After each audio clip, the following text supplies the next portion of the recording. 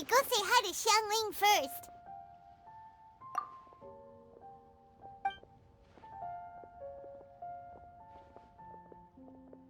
Huh? Xiangling? What a pleasant surprise meeting you here! Oh? Why, the pleasure is all mine, as is the surprise, surely. It must be fate that brings us together in this place. How have you fared as of late? I sense you are older and wiser than the last time we met. It seems your travels continue to yield valuable insights. You are too kind. So, Xiangli, are you here to listen to stories over tea again? I had originally planned to set out after this last round of tea. However... I had planned to take a walk to Qingse village and gather some nascent bamboo shoots, which are currently in season. A villager there once gave me a small sample, and they possessed a most excellent flavor. Huh? Nascent bamboo shoots? Why can't you just use normal bamboo shoots instead? Wait, Paimon knows! Because Zhongli prefers the finer things in life, right? Okay, Mr. Particular, let me guess. Ahem. The nascent bamboo shoot has a uniquely tender texture and a delicate sweet taste that its normal cousin cannot match. An astute observation, Paimon. You know me well indeed. Lantern Rite is almost upon us, but besides the bamboo shoots, there are a few other items I have not yet procured from Director Hu's list. May I ask if you have already made arrangements for the days ahead? Well, we were planning to use the opportunity to say hi to some of our friends, but before we were able to figure out a schedule, we ran into you. Well then, might I invite you to imagine the sheer delight that is a soup cooked with the freshest nascent bamboo shoots in all the land. Generous cuts of pork belly and crisp, fragrant bamboo shoots placed together in the pot and left to simmer slowly for half a day. You're doing this on purpose, aren't you? Paimon's onto your plan. You just want to hoodwink us into fetching your bamboo for you. Why, I assure you, I would do no such thing. I merely wish to inform you of the freshest, most succulent and flavorful bamboo shoots one could ever hope to taste. You... Ugh. Let's go, Traveler. Paimon's taste buds can't take it anymore. Collecting a few bamboo shoots shouldn't take too long. Paimon has got to get her hands on some of that soup. Such fine specimens are indeed well worth the excursion. Very well. I shall leave the bamboo shoots to you. Should you have the good fortune to find some, please share them with me as well. See? Paimon knew he was just bamboozling us. However, there is no need to rush. The streets of Liyue will be bustling with visitors and filled with all manner of celebrations during the festive period. By all means, go wherever your interests lead you. The nascent bamboo shoots would be but a wonderful final touch to a most exceptional feast. What an honor it would be to savor them in the company of friends. We're heading out. Enjoy your walk, Youngli. Take care now, you two.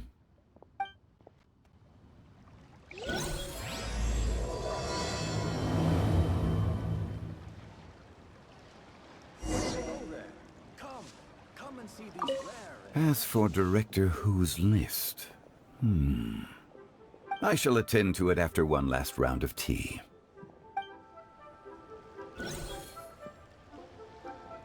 Bamboo shoot,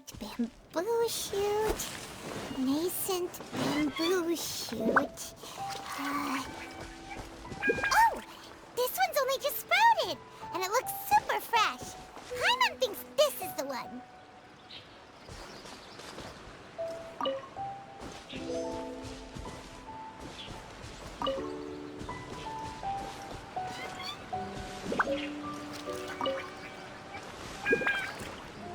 This should be enough.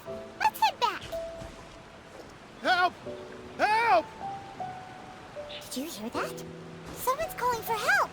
It's coming from over there.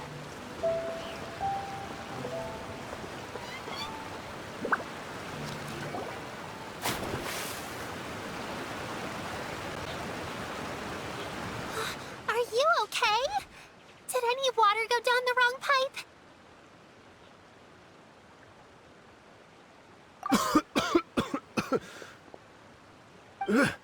I think I'm okay now. Thank you so much. That was scary. Well, at least you're all right. All thanks to your savior here. Oh, a little girl? Greetings, everyone. My name is Yao Yao. It's a pleasure to make your acquaintance. Whoa, she's so well-mannered. My name's Paimon, and this is the Traveler. I'm Dvorak, a musician from Fontaine. I came through Stone Gate intending to head towards Liyue Harbor, but then I became captivated by the beautiful scenery, and before long, I was completely lost. Just now, I was so mesmerized by the waterfall that I slipped and fell into the water. If it weren't for Miss Yao Yao's help, I shudder to think what might have happened. It's all right, Mr. Dvorak. The splashing around the bottom of the waterfall means the stone path is always wet and slippy.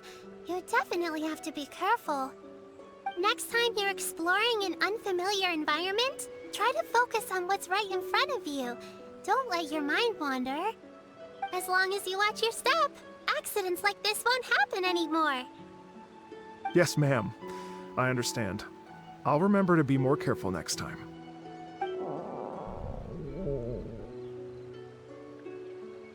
Oh, are you hungry, sir?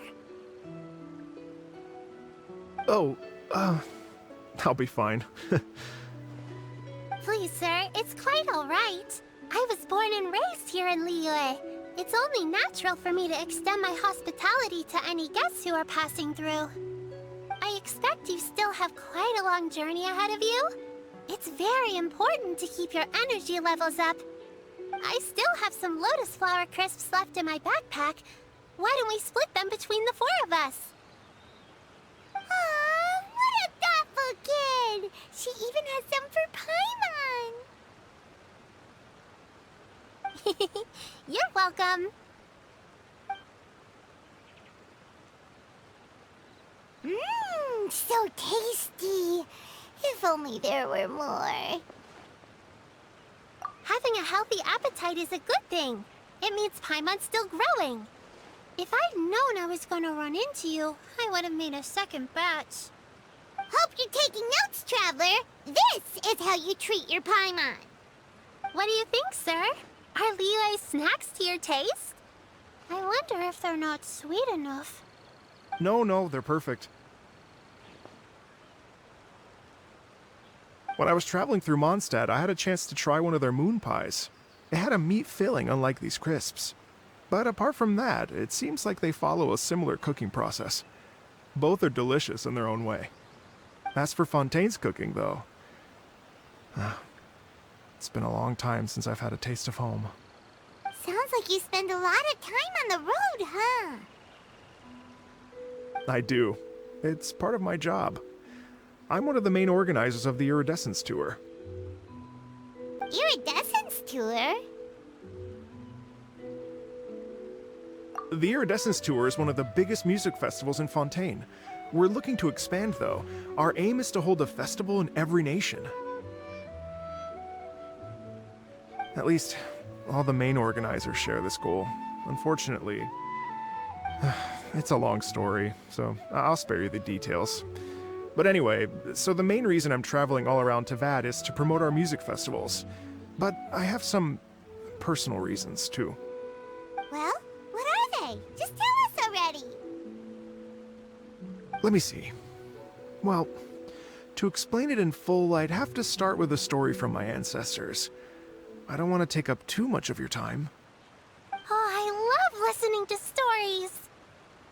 We want to hear it too. Okay, Then I'll start from the beginning. The story goes that my ancestor, who was also a traveler, once slipped and fell into a lake during his travels. As he was sinking and gasping for breath, he heard a wondrous tune in the air. They say it was the most beautiful, moving melody he had ever heard. Even in that life and death moment, the ethereal music seized his full attention and almost made him forget the fact that he was drowning. When he finally came to, he found that he had already been brought ashore. Not too far from him stood an unfamiliar woman with an almost divine aura. Once she saw that he was no longer in danger, she left without a word. My ancestor tried to run after her to give his thanks, but although a mere dozen paces separated them, no matter how quickly he gave chase, he drew no closer and remained a dozen paces behind. In the end, all he could do was to bow in thanks to the woman as he watched her walk away towards the rivers and mountains in the distance, before at last he turned around and made his way home. Once he returned to Fontaine, he began to learn an instrument so that he could spread his story far and wide, just like the bards. After generations of retelling, embellishing, and dramatizing, people have come to think of that lady as something like a fairy. The story's become something of a local legend in Fontaine. It's called the Lady Overlooking the Lake. People now say that if you go down to the lakeside and play an instrument, so long as you play a pleasing melody, you will hear a fairy lady who is hiding out of sight, playing along with you. Wow! Well, yes. As it stands now, it's become a touch too romantic and detached from reality. But I understand the original story and its historical grounding better than anyone else. I wanted to find out the truth of this tale, so I decided to retrace my ancestors' steps and search for that lady's modern-day descendants. Of course, there's no way of knowing where my ancestor fell into the lake all those years ago, so I always knew that the search would be akin to looking for a needle in a haystack. I've spent many years on the road now, and I'm nowhere near as fit as I was in my youth. The wish that I've spent half my life chasing after has now become something of an obsession. Well, I haven't lived half of my life yet, but still, I understand how you must feel. Paimon too! It's like... imagine if you saved the center of a lotus flower crisp, which is the best part, by the way, because you wanted to eat it another day. But then suddenly, sploosh! It falls into the water, never to be seen again! Paimon would definitely remember that for the rest of her life. There's no need to feel sorry for me. I've made some progress over the years. For example, I've concluded that the story must have taken place in Liyue. Oh, so you finally found a lead? Yes, in fact, that's an intriguing story in and of itself. I'd always known that Mondstadt is the city of song and freedom, but more recently, I heard that the Animal Archon returned to Mondstadt for a festival in the fall, and learned that he himself is a patron deity of music. So I prayed for the Animal Archon's guidance in the Mondstadt Cathedral, and as soon as I set foot back outside the front gate, I noticed a cluster of leaves being blown in the wind further and further west, towards Stone Gate. A friendly local told me that this meant the wind was guiding me in the direction of Liyue, so I followed their advice and made my way here. Right? You get it.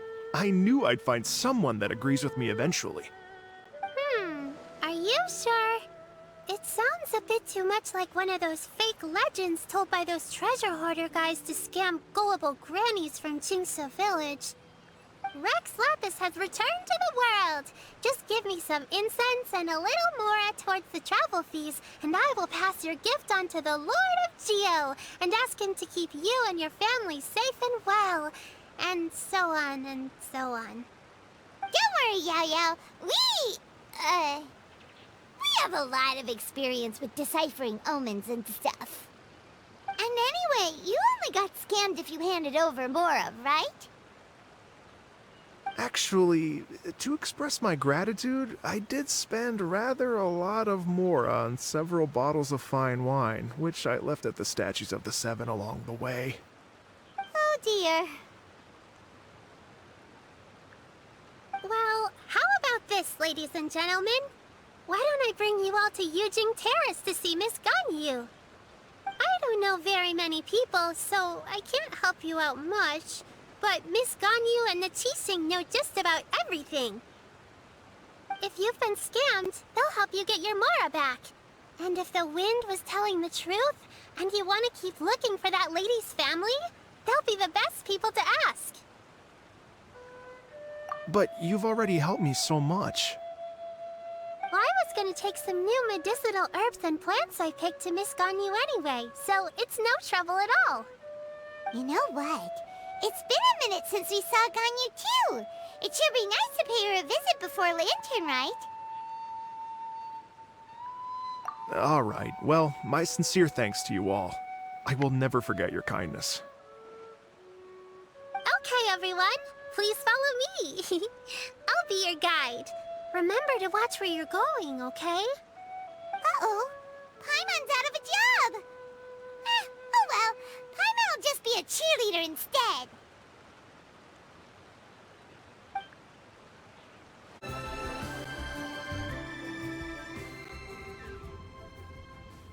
Wow.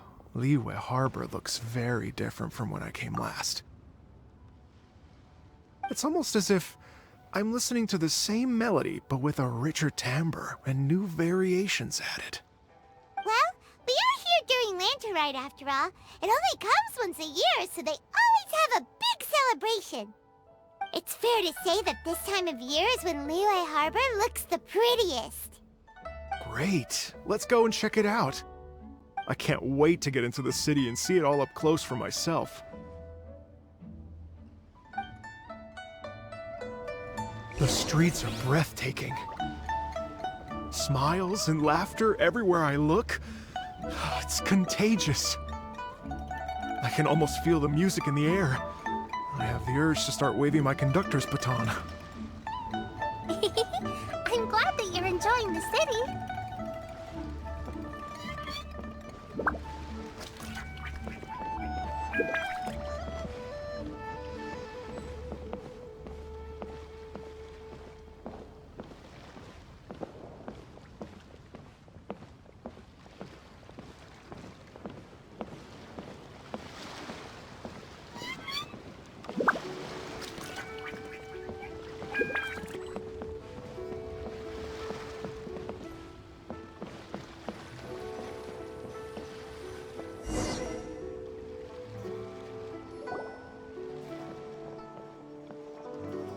Hey everyone! Fancy meeting you all here. What a nice surprise. Hello, Xinyan. Let me introduce some new friends. They are... Traveler, Paimon, and Mr. Dvorak, right? I've known them all for quite a while. When I was last here to advertise a Liyue stop for the Iridescence Tour, Xinyan was one of the few people willing to give me the time of day. Well, feels like I've been chasing this Iridescence Tour bandwagon halfway around the world, but I keep getting stood up. What's going on, Mr. Dvorak? I'm so sorry, Xinyan. We've had a string of terrible luck recently, and every time we've tried to put on a show, something or other has come up to stop our plans from materializing. Is that right? I guess it can't be helped. So, what brings you to Liyue Harbor at this time of year anyway? Thinking of putting on a music festival during the Lantern Rite celebrations? A Lantern Rite music festival? Yes, please! No, I'm actually here on personal business this time. Oh, so no Lantern Rite music festival? I mean, that's not just up to me. Hosting a music festival takes a lot of funding and personnel. Moreover, I've never worked with the Liyue authorities before. Even if I were to start putting something together right now, I think it'd be too rushed. Wait, but we're going to meet the Liyue Qixing, aren't we? And they're the ones in charge. Uh-huh, that's right. Miss Keqing and Miss Ningguang can make anything happen. You mean... what? This is the perfect opportunity! pity. Well, sure, it might not work out, but it can't hurt to bring it up as a suggestion. That's the spirit! See? Even the Traveler agrees with me. Mr. Dvorak, don't let yourself be put off by the fact that a few things haven't worked out recently. As for the performers, I can put you in touch with some local artists.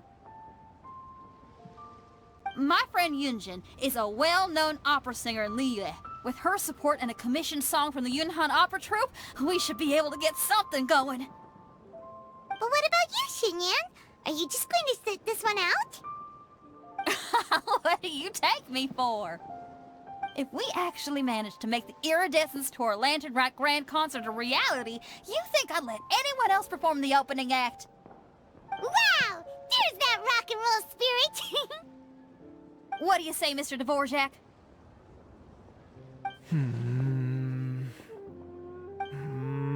Okay. I'll give it a shot. But the opening act is not something to be chosen lightly, Xinyan. I will judge your work by the strictest of standards, so please make sure you are fully prepared. Are you kidding? I thought you'd never ask. Whew, guess my shopping time's getting cut short. I'm gonna head back right away and start working on this. Yao Yao, if you run into your senior on the way to the Qixing, please send her my regards. Okay, I promise I will. Good luck with your music, Xinyan. You've got this, Xinyan! So about the senior of yours Xinyan mentioned just now, is that anyone we know? Yes, it's Xiangling. She's mentioned you two before. Xiangling's always thinking about cooking. Whenever she gets scrapes or burns, she just leaves them to heal by themselves. She definitely needs someone around her to look after her. I know you must have looked out for her a lot too in the time you've known her. So, thank you for that.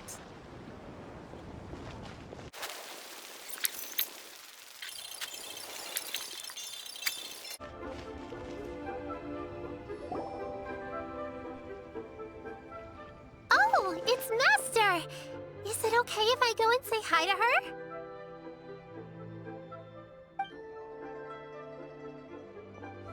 Oh, calm down now, dear. I'm not about to run off anywhere. I'm not a bundle of energy like you. I haven't seen you in days, Master! I've missed you. Oh, bless you, Yao Yao. You do say the sweetest things. Ah, look who it is. Visiting friends during the Lantern Rite, are we? You're half right, Madam Ping. We were also trying to help out Mr. Dvorak over here. We were on our way to take him to see the Qixing. Hello, ma'am. I am a musician from Fontaine and an organizer of the Iridescence Tour. I don't suppose you've heard of it. Master! The Iridescence Tour is a super famous music festival!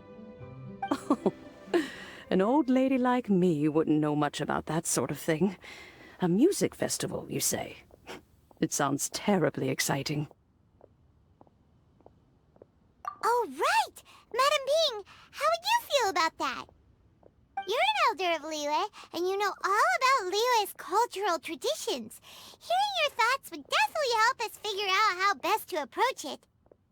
For example, do you think it might be a bit too modern, or is there any other issue?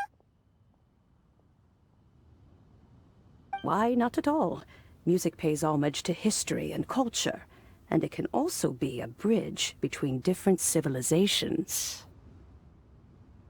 Times change, and the music enjoyed by the youngsters of today is no doubt very different from the tunes I was accustomed to in my youth. Nevertheless, all fine things in life can be appreciated. And so, I look forward to it immensely. Hear, hear. I do believe that, my own dear grandmother aside, you are the wisest old lady I've ever met. Goodness gracious, you're all being suspiciously sweet today. Yao Yao, whatever have you been feeding them?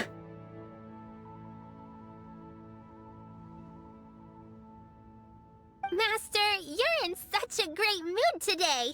You're even cracking jokes with the rest of us. Oh, well, I'm sure you must have plenty to be getting on with. Yes? Run along now.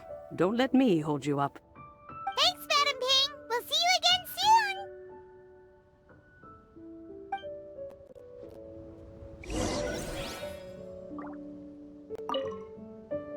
soon. You mustn't be afraid to try new things.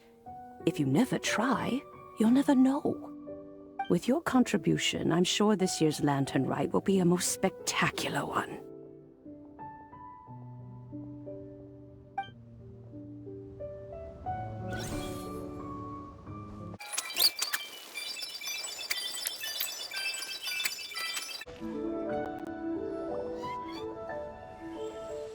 And when you meet with the Ministry of Civil Affairs, please remind them that the festivities are not an excuse to procrastinate their work.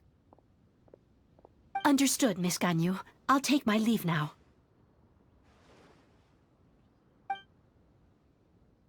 Ganyu! What brings you here, Yao Yao?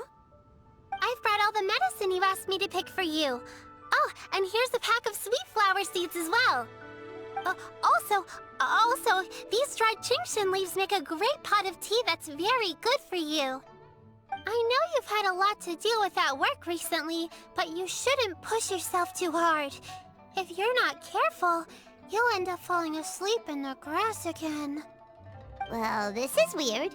It's like a responsible younger sister talking to their disorganized older sister.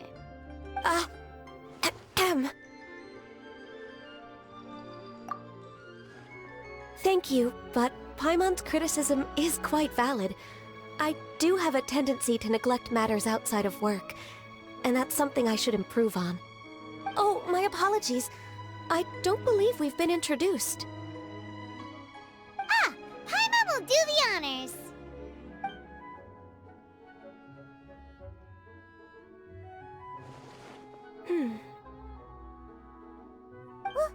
What's wrong? Did Paimon go over everything a bit too fast? It's definitely an ambitious plan. If there's anything you didn't quite catch, Paimon's more than happy to go over it again. It may be a little difficult to make this happen. Oh? Well, the Lantern Rite is the most important festival of the year. Our celebrations must not only be visually spectacular, but also appeal to the tastes of Liyue citizens from all walks of life. The Iridescence Tour is relatively unknown in Liyue. It's difficult to predict how a brand new show will be received. It would be quite risky for us to bet everything on this one music festival. All very valid points. I completely understand. Therefore, we will not replace or cancel any of our pre-existing program. However, I will submit a proposal requesting to put the Iridescence Tour special performance as the final act of this year's festivities. Some live music will certainly add to the festive atmosphere on the night of the Lantern Rite. As for the venue... Let's reserve a space at the docks. Yes, my thoughts precisely. Now I just need to take some time to give this proposal some polish. As long as I clearly lay out the pros and cons, and highlight the key points of the proposal, given that Ping and the Traveler have both given the idea their blessing, I'm confident that Qixing will be sure to give it serious consideration. Mr. Dvorak, I will need to discuss with you the number of musicians who will be coming to Liyue, as well as their catering and accommodation requirements. Oh, yes, certainly. Let's step to the side and discuss further.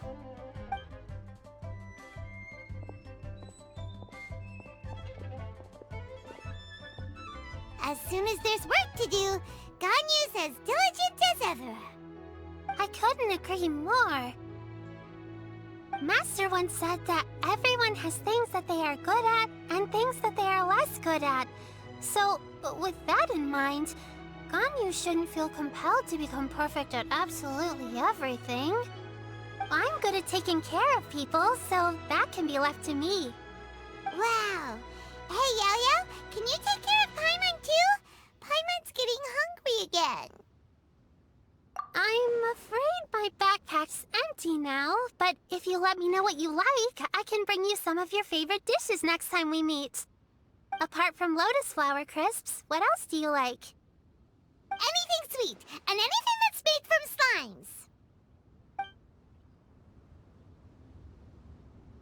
slimes. Here's what I've drafted so far. Anything else you want to add? No, this is excellent.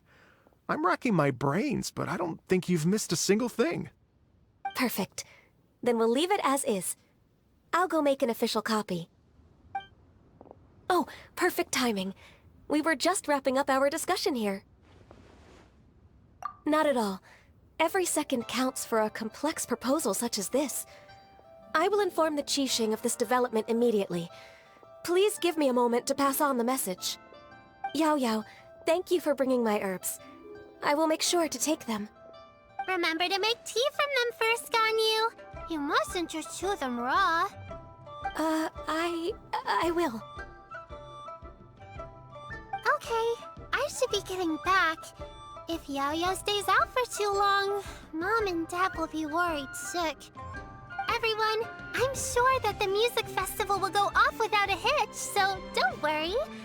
And in case I don't see you before, I wish you all a very happy Lantern Rite. Thank you, Yao Yao. Happy Lantern Rite to you, too. We should go get dinner together sometime!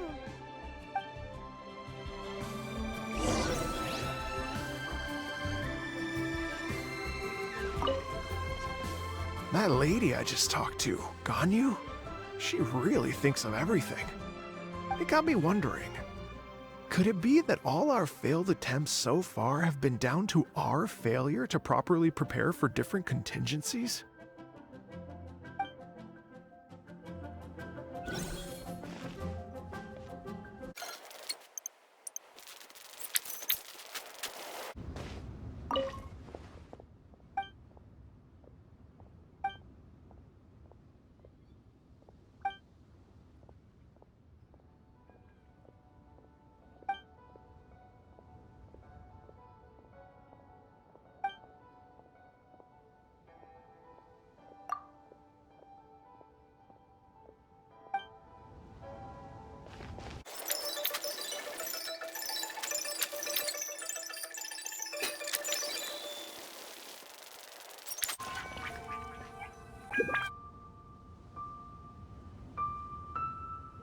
Greetings, Traveler, Paimon, and Mr. Dvorak.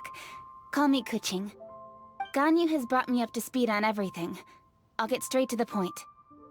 The Qixing have approved Ganyu's proposal. Over the next few days, I will be working with Mr. Dvorak on behalf of the Qixing to facilitate the organization of this concert. Yay! That's awesome! Please, the Qixing have a duty to deal with matters such as these. We have merely moved things forward to the next step. On a more personal note, I am an avid supporter of all things new and innovative. As such, it is my privilege to work with you on this exciting project. Thank you so much, Kuching. I'd become quite discouraged after our recent failures and was expecting the same outcome once again, so I didn't dare to get my hopes up. Never in my wildest dreams could I have imagined this going so smoothly. It's like a dream come true. Right, time for me to call in the performers. To stage a concert at a high-profile event like this is a rare opportunity. We'll make sure it's a night to remember. Yes! Our music band's finally getting fired up! Yes, indeed. I know exactly what I'm doing from here. For a musician, music will always be the language they are most fluent in. Oh, that. That can wait for another time. Oh, Ganyu? What's wrong? they told me all about Mr. Dvorak's situation, but I was so engrossed in drafting the proposal that I forgot all about it. Oh, that's quite all right. I don't even know what the person I'm trying to find looks like, so it was always going to be a long shot. Don't worry about me, Ganyu. Your time and energy are needed elsewhere. I'm sure you already have plenty to deal with between this concert and everything else going on during the Lantern Rite. Thanks. It was just that I had a few initial thoughts when I heard your story. For instance, I wonder if this lady your ancestor met might have been an Adeptus. What do you think? To tell you the truth, Mr. Dvorak, I am somewhat related to the Adepti myself. I am part human and part Qilin. The Qilin is an illuminated beast. I know how important your quest to get in touch with your roots must be to you, because I've been there myself before, trying to find out where I belonged. Did you say the Adepti? And you're illuminated beast? Part Qilin? Are you telling me all the rumors of the Liyue Adepti are real? So it's not just artistic license? You bet they're real! Trying to track them down is tough, though. Like Julian Karst itself. There's nothing specifically stopping you from going there, but getting in and out of there is quite an ordeal. Yes. Anyway, if you're looking to uncover a lost melody or shine light on a forgotten aspect of Liyue's cultural history, I'm probably not the best person to ask. But if it's a person you're looking for, then I just might be able to help. I see. I think I understand the situation now. In that case, Ganyu, shall we divide the work between us? Yes, that was also my thought. Great. So Mr. Dvorak and I will concentrate on things here in the city to make sure the concert goes according to plan. In the meantime, Ganyu will reach out to our network and try to find the person he's looking for. How's your workload at the moment? Will you be able to make time? I can probably get through everything in 2 days, as long as I don't sleep. Wait, what do you mean as long as I don't sleep? Even for someone with illuminated beast blood in their veins, working for such an extended period without a break will take its toll on your health. Somehow that does not sound persuasive coming from Kuching. Be it but 3 moons from the start, he who returns is not he that departs. Even I know the importance of maintaining a healthy work-life balance. In that case, 3 days. Alright, I can work with that. If you have the time, would you join me for this search? You're well known to many of the Adepti and respected among the people. I'll feel much more at ease with your company. Okay, then let's meet back here in 3 days. Watch this space, Mr. Dvorak. We'll get to the bottom of this. You're all so helpful and kind. I just... Just think. Imagine if we found the Adeptus lady, or one of her descendants, and got them to come to the performance. Wouldn't that be amazing? It'd be such a happy reunion. And that's exactly what this festival's all about. You're right. Okay, I'm gonna pull out all the stops to make this Lantern Rite a true extravaganza. We should probably get going. Mr. Dvorak, could you come with me to confirm the site? Ooh, we're coming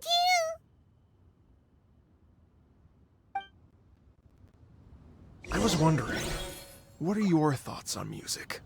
What does it mean to you? Music sounds nice? Truth be told, the question of what music means to people is one that I've been pondering for quite some time. Let's revisit this question after the concert.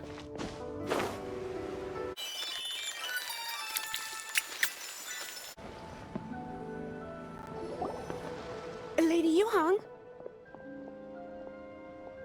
Baiwen, what is it? Per Lady Ningguang's orders, I've been gathering intelligence outside of the city with the goal of uncovering and dispatching any trouble ahead of the festival. I am told that a strange melody was heard somewhere along the coast. I was wary of investigating further on my own, so I was just on my way to report this incident to Lady Ningguang. But I'm worried that if we don't act right away, we may miss the window of opportunity to take appropriate action. I understand. In that case, Yeah, Kuching, you're busy enough as it is. There's a ton of different things in the city that needs your attention. Leave it worry. Whatever it is, we'll definitely be able to handle it. Well, he will handle it. With the Traveler on the case, it's as good as dealt with. Thank you. This will be a great help. I will inform Lady Ningguang about the situation. Once it's resolved, please come and find me again at Yujing Terrace and let me know. Will do! And say hi to Ningguang for us! You have my thanks, too. Stay safe and come back as soon as you're finished. Good luck.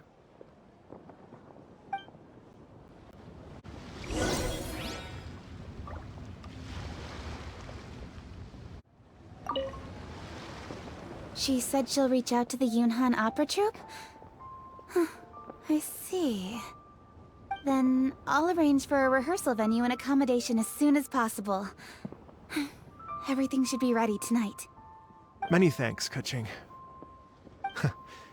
You know, I once heard someone from Liyue describe a person as swift as lightning and agile as the wind.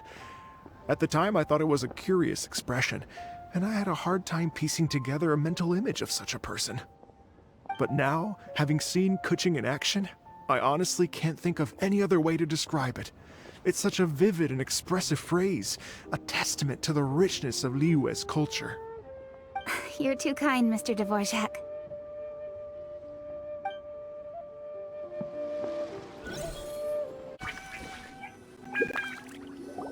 Byron said the strange tune was coming from around here, right? But Paimon doesn't hear anything. There doesn't seem to be a soul in... I was just wondering who in their right mind would come out to a place like this. So, it's you two. Yeon! How'd you sneak up on us like that? You nearly gave Paimon a heart attack! You look pretty alive to me. Can't have spooked you that bad. Fair enough. Ah, you're here for that too? Saves me a bit of explaining. Come with me. I've already reconned the perimeter, so we should be safe.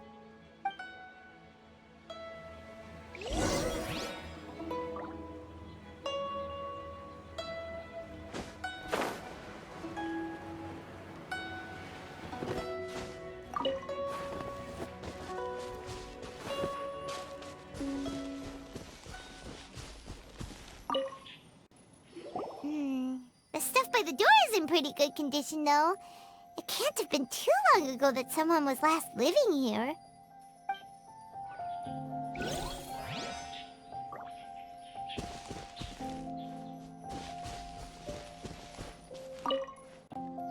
The doors and the windows are all fine, so there definitely wasn't a break-in.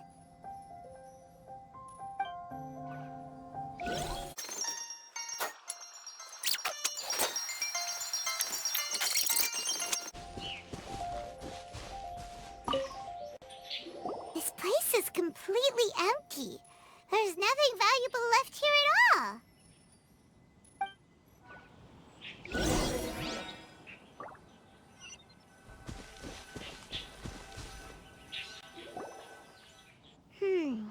How strange. It looks like it's been looted, except for the fact that there's no sign of a struggle. The bad guys could have sneaked in while the owner was gone, but then how do you explain why the door and windows are intact? Seems you've done a pretty thorough inspection. So, any theories on what might have happened here? Yeon, you didn't hide some of the evidence from us on purpose, did you? Why would I make this more difficult for you? We're on the same side here. Okay, well... Paimon gives up then. Paimon's got nothing. What about you? Give up as well? Your instincts are pretty good. Or perhaps it's not instinct. The strange melody is one of the few pieces of information you have available after all. Let me share a folk story with you. A long time ago, there used to be a group of bandits in the Liyue countryside who would sound a horn every time they were about to raid a village. But it wasn't a rallying cry to rouse their fellow men. It was a disconcerting tune, meant to intimidate the weak and warn them of their impending doom. To escape with their lives, the villagers would abandon their homes and flee overnight, taking only their most valuable belongings with them. Everything else was left behind. The bandits were eventually brought to justice, but the fear and trauma remained in the villagers' hearts. Whenever they heard that melody, they would feel like their lives were in danger once again, and flee immediately. The culprit of this crime exploited that very fear to get access to this house without having to force their way in. Whew! That's quite the story. The victims obviously will have gotten quite a fright, but at least they won't be in any great danger. The important thing now is to find this copycat criminal.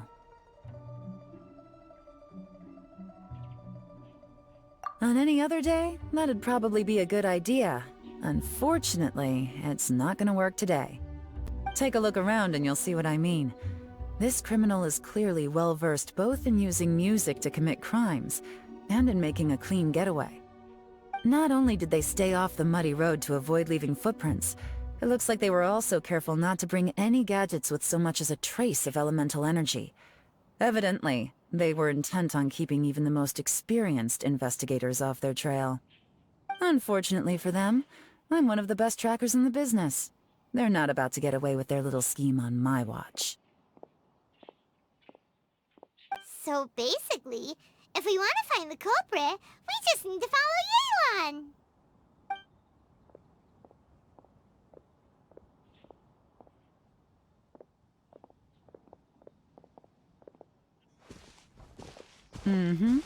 As long as you can keep up. Since the culprit's trying to be cautious and low risk, I'll bet they left through an area with some vegetation for cover, but not so much that it would slow them down.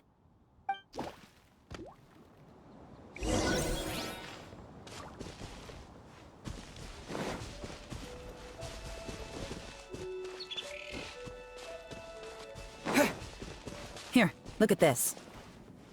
These tracks are superficial, but they definitely didn't occur naturally. Something heavy was being dragged this way, meaning we're headed in the right direction.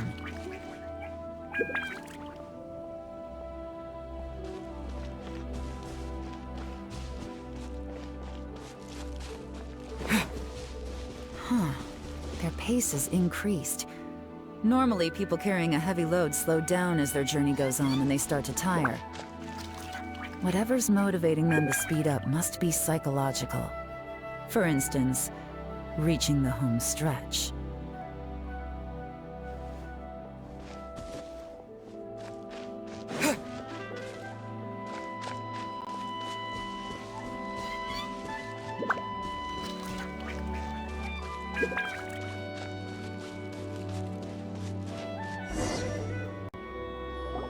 There they are! Look! A treasure hoarder tent! Ugh, not the treasure hoarders again! And so close to Lantern Rite, too! 'Tis not the season for their antics! Come on, let's round them up.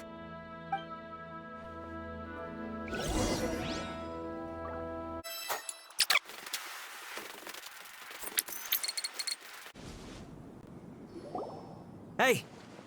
Who are you? Where did you come from? The evidence is conclusive. Okay, confess and we'll go easy on you. My patience is running low, so why don't you do us both a favor, You kidding me? You think I'm scared of you? Perhaps not, but you should be.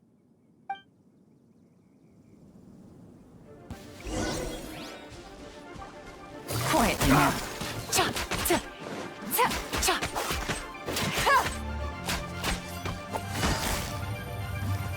Curses. Seems like you're not all talk after all. But there's no going back now. Better up my game.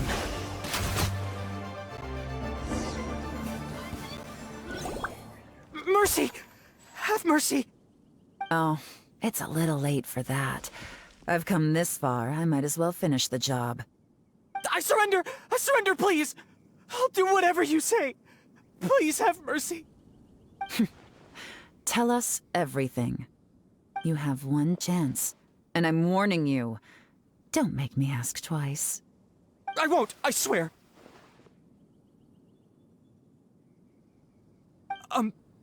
So Lantern Rite's nearly here, and like a lot of people, I wanted to buy a few nice things. I know I'm with the treasure hoarders and everything, but I don't really have any kind of experience with robbing people and whatnot. So I don't have the guts to break into somebody's house. Wow, you're really going to complain to us about that? No, not at all. I'm just telling it how it is. Okay. Continue. I racked my brains trying to think of what I could do, and eventually, I remembered something from back when I was a kid. The bandits would blow their horn, and my grandma would grab us kids and run. I remember the tune, so I figured I'd try it for myself. I mean, just to see what would happen. At first, anyway, I seriously didn't expect that family to pack up and leave. But they did, and they just left all their stuff right there for the taking. It was too easy. I couldn't resist. It was completely wrong of me. I know that now. I'll return everything that I took. It's all still in perfect condition, and it'll be like it was never gone. Please, give me a chance, huh? Let me make it right. Give you a chance, huh?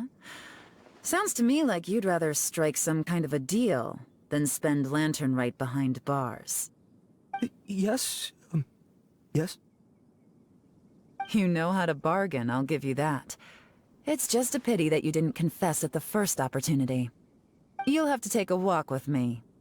Once we've returned the goods, we'll find the owner of the house, and you can apologize to them in person. After that, I'll escort you to the Ministry of Civil Affairs. Yes, ma'am! You know, as a former victim of this kind of crime yourself, I doubt anyone understands the fear you inflicted quite as well as you do. Does your greed matter more to you than your fear?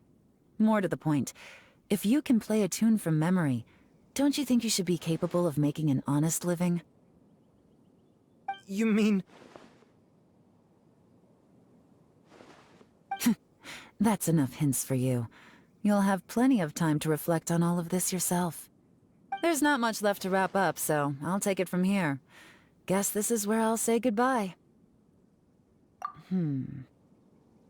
What is it? Is there something else? I'm still not sure how you first got your hands on this information, so play it safe when you get back. Don't mention to anyone that you ran into me out here. You helped a lot with the investigation and arrest anyway, so it's perfectly fair for you to get all the credit. Just take it. It works better for me, too. See you when I see you, and happy Lantern Rite. Yeon's such a pro at this. With her taking it from here, it's as good as resolved. Whoosh! Random event, a strange melody, complete. Although, it's kind of a shame that we never got that treasure hoarder guy to play the melody again. 'Cause Paimon's curious, that's why.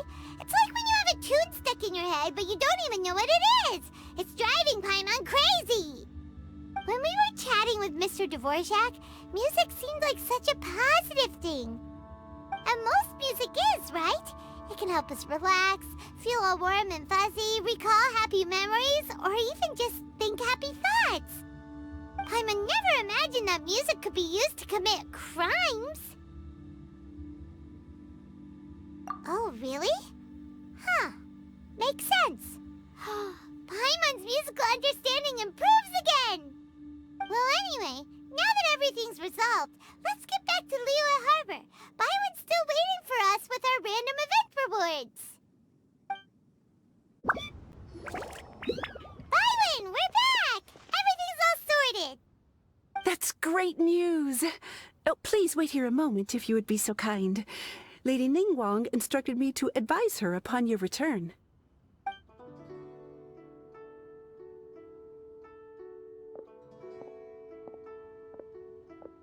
My greetings to both of you. Long time no see. No need to be so formal with us, Ningguang. We've known each other for a long time now. You must be super busy with all the preparations for Lantern Rite. Don't mind us. On the contrary, I think it is those that I have known longest to whom I should extend the greatest courtesies. Alas, on a different day, I would invite both of you inside for some tea and a brief respite from your travels. But you're quite right. Trivial matters aside, there's no escaping the fact that we have a grand concert to organize. Once the performance itself is over, we'll then need to invite the representatives of the Iridescence Tour for a discussion on future collaboration opportunities. The financing arrangements alone could well entail many rounds of discussion. Simply put, there will always be work to do. Whoa, you're already thinking that far ahead? Well, we can discuss more current affairs if you'd prefer. I trust you saw this year's Mingxiao lantern at the docks when you arrived at the city? Yeah, it looked like a goose. Which Adeptus is it modeled on this time? Sea Gazer. I believe you're familiar with the name. Legend holds that he was free-spirited and easygoing. People described him as a cheerful soul and a loyal friend. On this marvelous Lantern Rite, we pray that the fallen heroes may be guided home.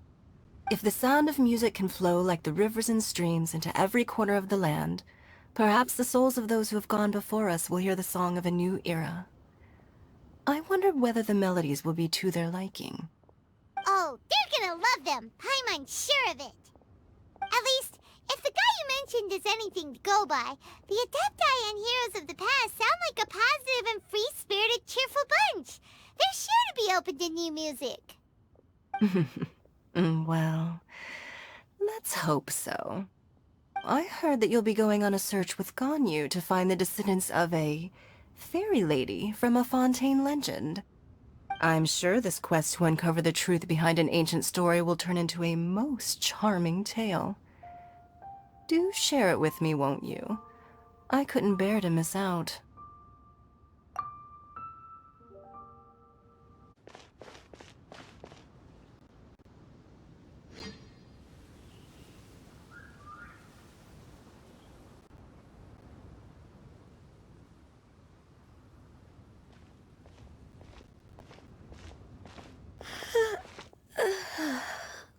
Greetings, Traveler and Paimon.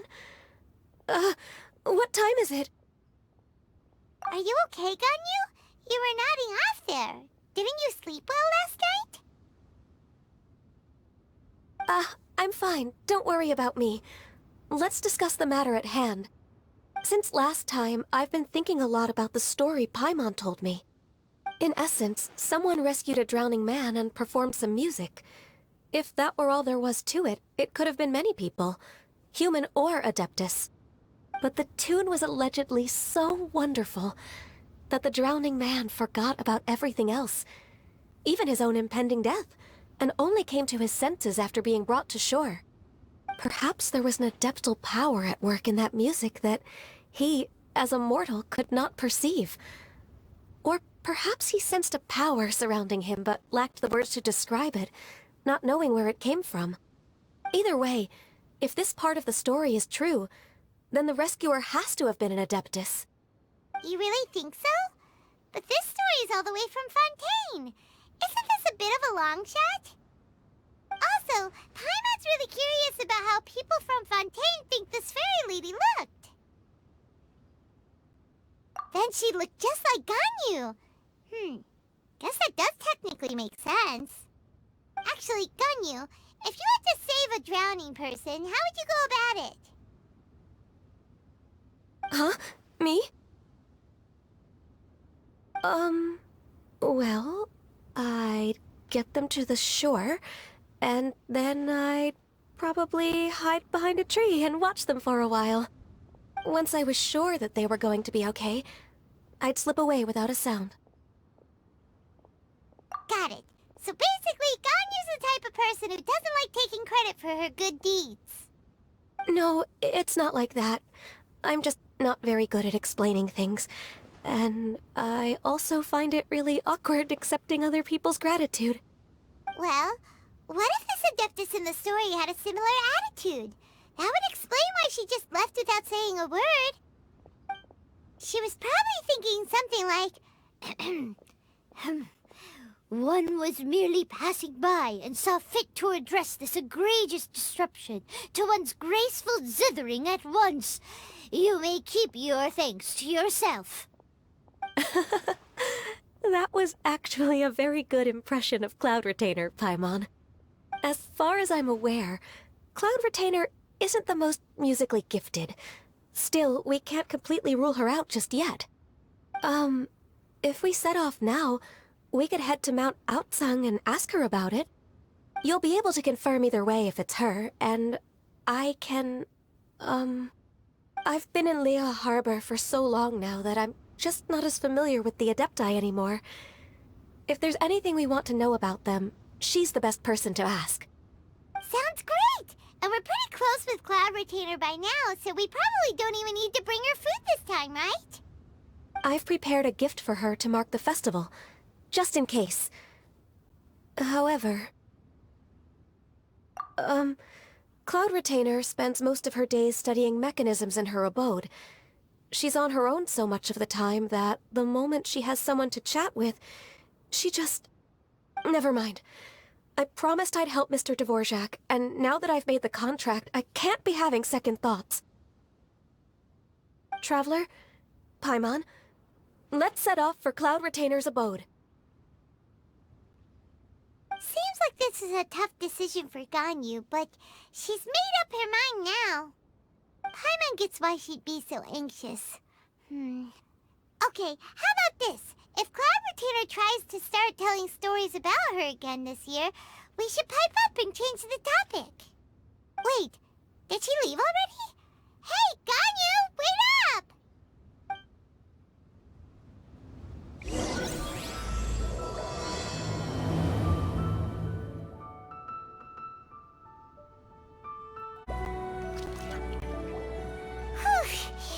Paimon's so tired from trying to keep up. Don't either of you need to take any breaks? I can't believe it. Cloud Retainer is not here. Huh? Did we miss her? She doesn't like to travel, so in the past, it's always been the other Adepti who come to visit her during the festivals. Somehow Paimon doubts that anything could cause serious trouble for her. True. Now that I think about it, Cloud Retainer would be quite capable of taking care of anything on her own. There's no need to worry about her. Since she's not here, I guess the next step is to check all the other Adepti abodes, one by one. Uh-oh. Will it involve a lot more traveling?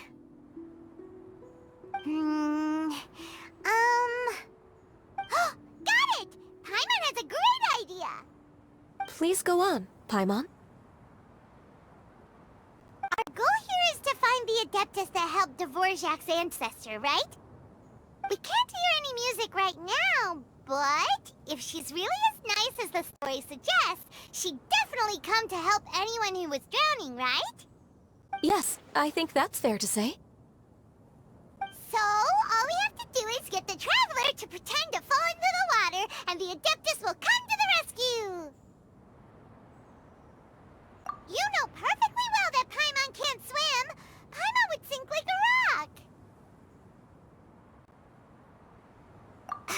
Just trust Paimon! The water's pretty deep over there! Quick, swim to the very center!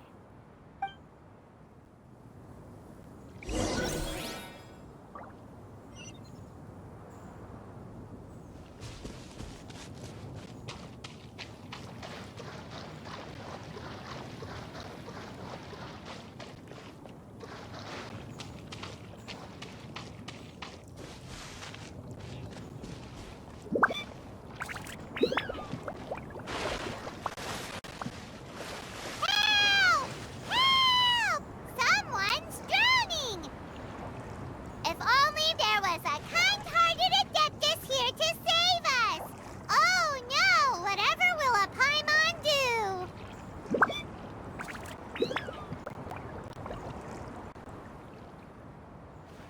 What is going on?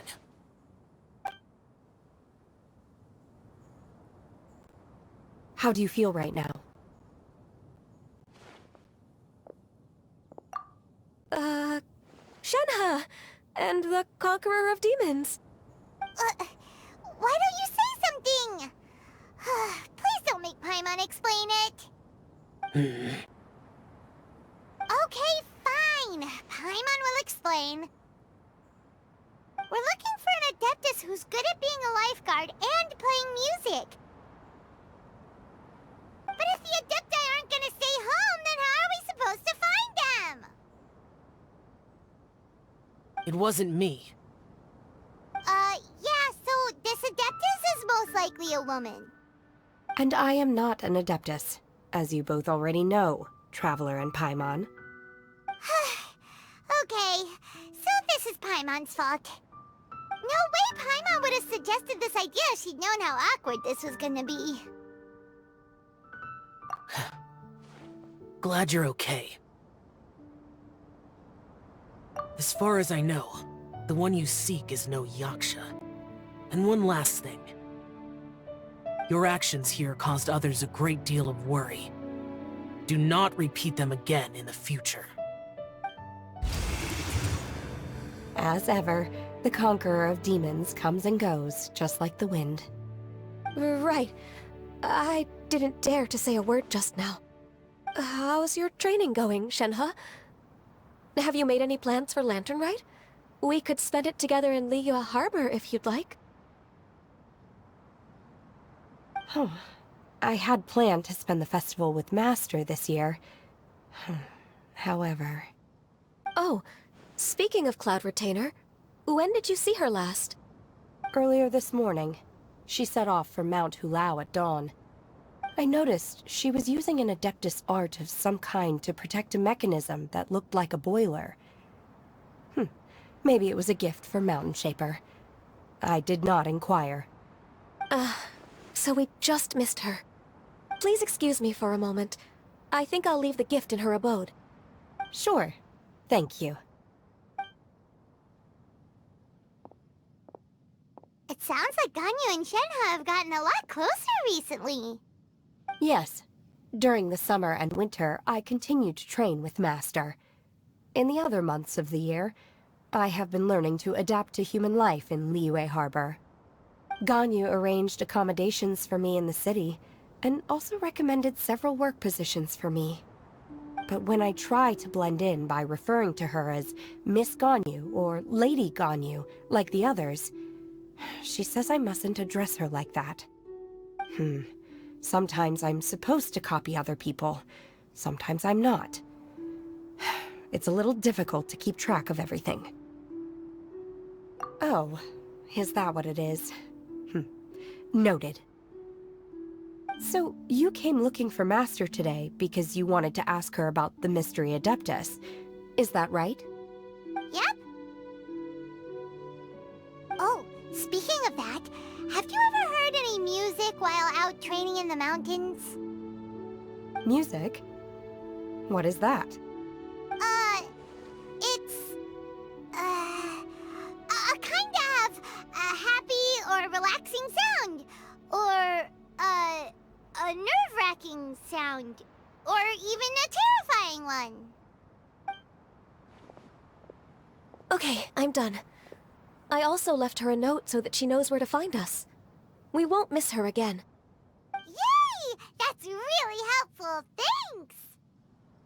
We were just talking about this thing called music, and based on Paimon's description, I do believe I hear it every day. Please follow me. Oh, really? Great, let's go!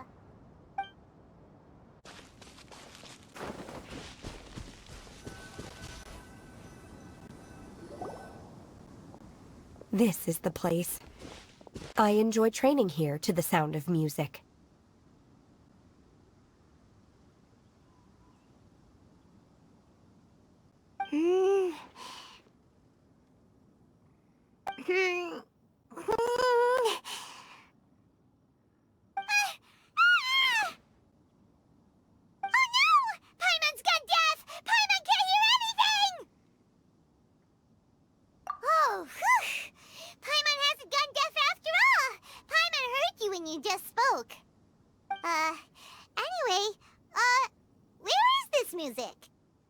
The faint sound of birdsong, the quiet murmur of the streams. These are relaxing sounds. Are they not the music of which you speak? Oh, Paimon wasn't quite done with the description. Okay, fine, it's all Paimon's fault. What we're looking for are not the sounds of nature, but melodies played on special instruments. And a melody is? Hey, don't you patronize Paimon! Let's get one thing straight. Paimon knows plenty of nursery rhymes, but Paimon does not sing on demand, without payment. Hey, why don't you just sing that one melody Shen has heard before? It'll probably help her to understand what we're talking about.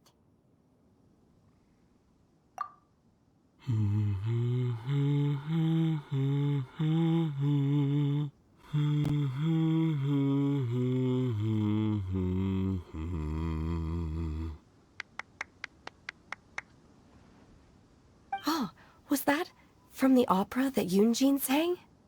That was a melody, and melodies can be called music. It felt like I was transported back to the past. In my mind's eye, I could see the Zhao lanterns lighting up the night sky again. We're all there, raising our glasses and drinking to our heart's content on the Jade Chamber. As I watched Yunjin's performance, I felt a warm sensation in my heart. And as the drink reached my stomach, it went from warm to hot. When you hummed that melody just now, feelings from a whole year ago came right back to me, as strong as they were on that day. So that's the power of music. Wow, Shenhe. That was so deep! Music definitely has the power to bring up memories. It's like a time capsule with all the special moments from our lives squished inside. What about you, Ganyu? Are there any melodies that have left a deep impression on you? I don't remember if my parents ever sang any lullabies to me. I know some local folk songs, and a few other things come to mind too. The songs of the sailors down at the docks, the little ditties that the vendors call out in front of their beloved shops, the tunes of folk artists performing on the streets. Yes, that's right. In the past, whenever I heard the sound of those tunes, I always felt that they were worlds apart from me. Nenny and Liyue probably view me as a non-human. And they are right, in the sense that I never could connect with humans' artistic expression and their sentiments. So I haven't been able to integrate into their community and be a part of their lives. At least, that's the view I held in the past. Only more recently did I start to realize that the only barriers are ones that I have erected with my imagination. The way those melodies make me feel isn't all that different from other people after all. They're about mundane details of everyday existence. Life's ups and downs, joys and sorrows. Even though we come from different backgrounds and have different stories to tell, when it comes down to the most common things that we see and experience around us each day in the city, in that sense, we're all the same. You go, Ganyu! You're really making progress. You have loads of friends in Liyue Harbor when you think about it. Like, okay, maybe some are more like coworkers and bosses, but at the very least, Keqing and Shenhe are your friends now, right? Yes, I am. Technically speaking, we should refer to each other by the conventional forms of address used among fellow disciples. But now that I know what constitutes a friendship, I do believe we are more friends than co-disciples. Thank you, everyone. Once the days are warmer, I would like to host you at my home in the city. Please invite Keqing as well. I've planted many types of flowers.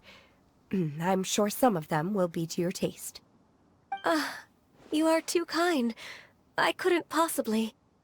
Nonsense. You are my friend. I have cultivated and cared for the flowers just as you taught me. Once you've seen them for yourself, I am sure you can advise me how to do an even better job next time. I will save some for decoration. We can feast on the rest. Then, thank you in advance. Wait, what is that saying again? If you insist? Do people say that? I'm not completely sure either. It doesn't matter, okay? You got the point across. No need to split hairs. Paimon's more concerned about your idea of a girls' night out. Eating flowers? Really? Does this have anything to do with you both being the disciples of that illuminated bird? Who dares refer to one not by one's Adeptus title, but merely as that illuminated bird? Master. Our greetings, Cloud Retainer. Ah! There it is! The illuminated bird has landed! Double humph. Now she has the gall to use it rather than she, even after being chastised once already? Barely a moment has passed since we last met, and yet your impertinence has reached new heights. Very well. If you refuse to learn your lesson, one shall scold you no further. One has received your message from Ganyu. On the matter of the Adeptus you seek, one suspects to know their identity. Well, shall one lead the way? I still have to complete my training for today, so I will bid farewell to everyone here. Very well. Await my arrival at one's abode later this night. On this special occasion, you should indulge yourself with some savory dishes. If you want to release a Shao Lantern, come and find us anytime. Thank you, everyone. Happy Lantern Rite to you too. Is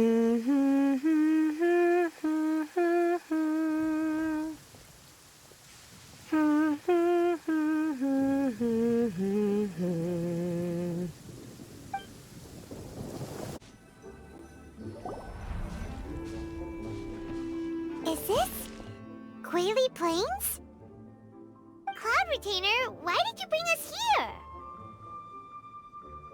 Ganyu is of course familiar with the name Guizhong, but have you ever heard of her? Guizhong is another name of Agentis, the god of dust. She was extroverted in nature and adored social gatherings and inventions alike. Long ago, this region was yet a prosperous assembly. Guizhong often invited her friends to visit her home, reserving for us seats around the largest stone table. Sea Gazer would always bring out his latest treasure and place it upon the table. He could be quite the braggart. Though usually a mild-mannered fellow, when it came to those collectibles he was so fond of, he always loved to show them off. Paimon remembers that name. So that's what Sea Gazer was like. He was an old friend and a former rival. One has many memories of him.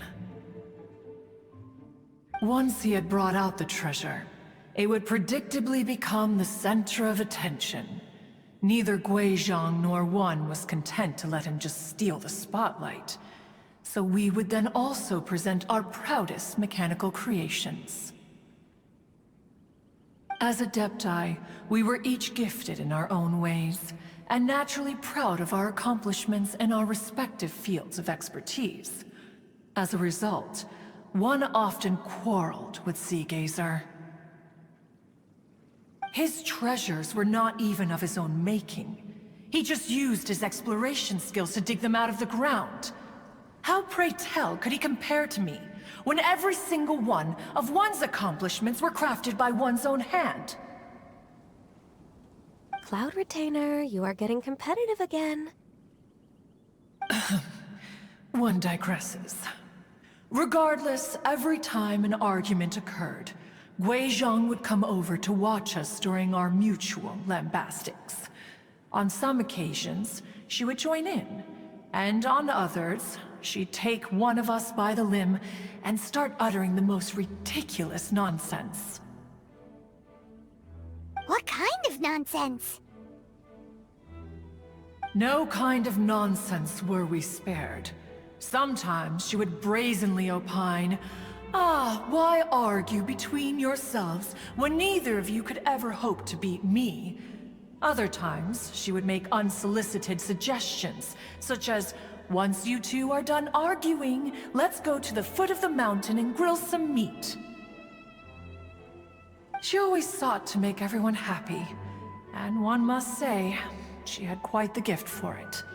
No matter what nonsense she said, one never felt bothered or offended.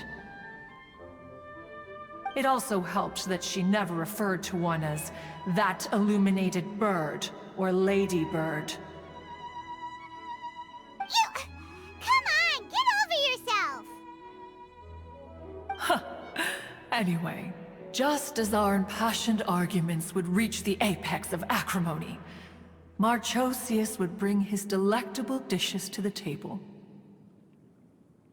Who would dare snub the stove god and his wondrous creations?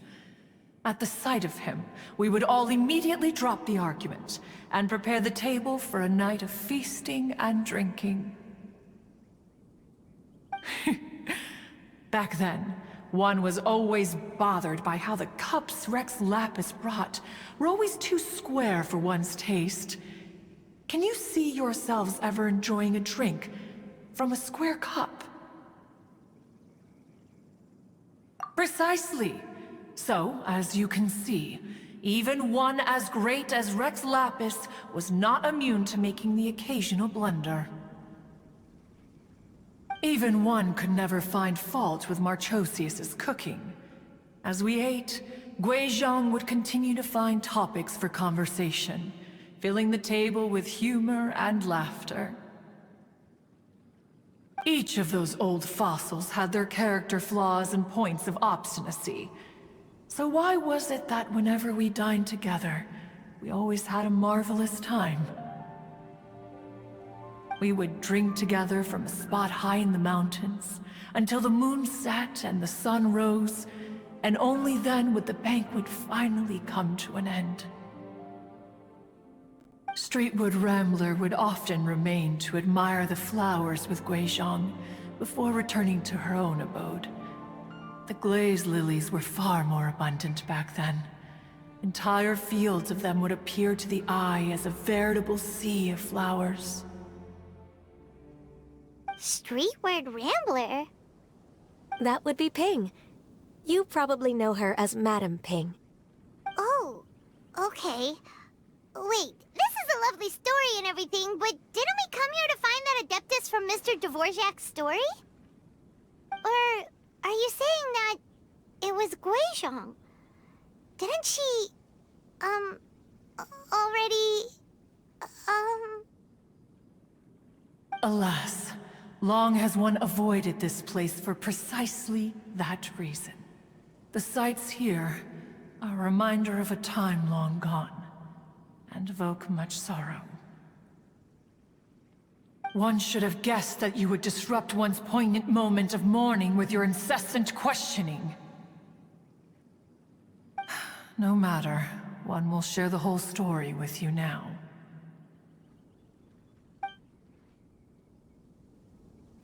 In times gone by, one quarreled oft with Guizhong concerning mechanical principles. We each had our ideals, and neither would yield. Under the pretext of a social gathering, one invited the impartial Rex Lapis to judge the quality of our creations. But Rex Lapis declared that Guizhong's Obscuro Vulpus mechanism was superior. Though one was too proud to acknowledge it, in one's heart, one knew that Guizhong was indeed the superior talent in the mechanical arts.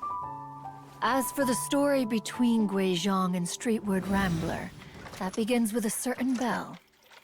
In Guizhong's opinion, While mechanisms were no substitute for human composers, they were yet capable of producing simple but fine melodies. But Streetwood Rambler believed music to be an expression of the soul, an emotional enterprise that could never hope to be replicated by machinery. They argued endlessly, until one asked Rex Lapis to intercede. He confiscated the bell and designated it for ceremonial use. Thereafter, one would often find them convening in the mountains, discussing music, mechanics, and all the affairs of the mortal world. But these good times were not to last. War broke out between the gods, and soon engulfed the Guili Plains. Guizhong was overpowered by the enemy, and fell in battle. When Streetwood Rambler and I arrived at the scene at long last, all that remained among the ruins was her lifeless body. After this, at Streetwood Rambler's request, Rex Lapis granted her the cleansing bell for safekeeping. To honor our friend's memory, one made a few finishing touches to her ballistic device. Many Lantern Rites have passed since then. Many greetings and goodbyes. Upon what do you gaze? The Guili Plains? No. It's everything.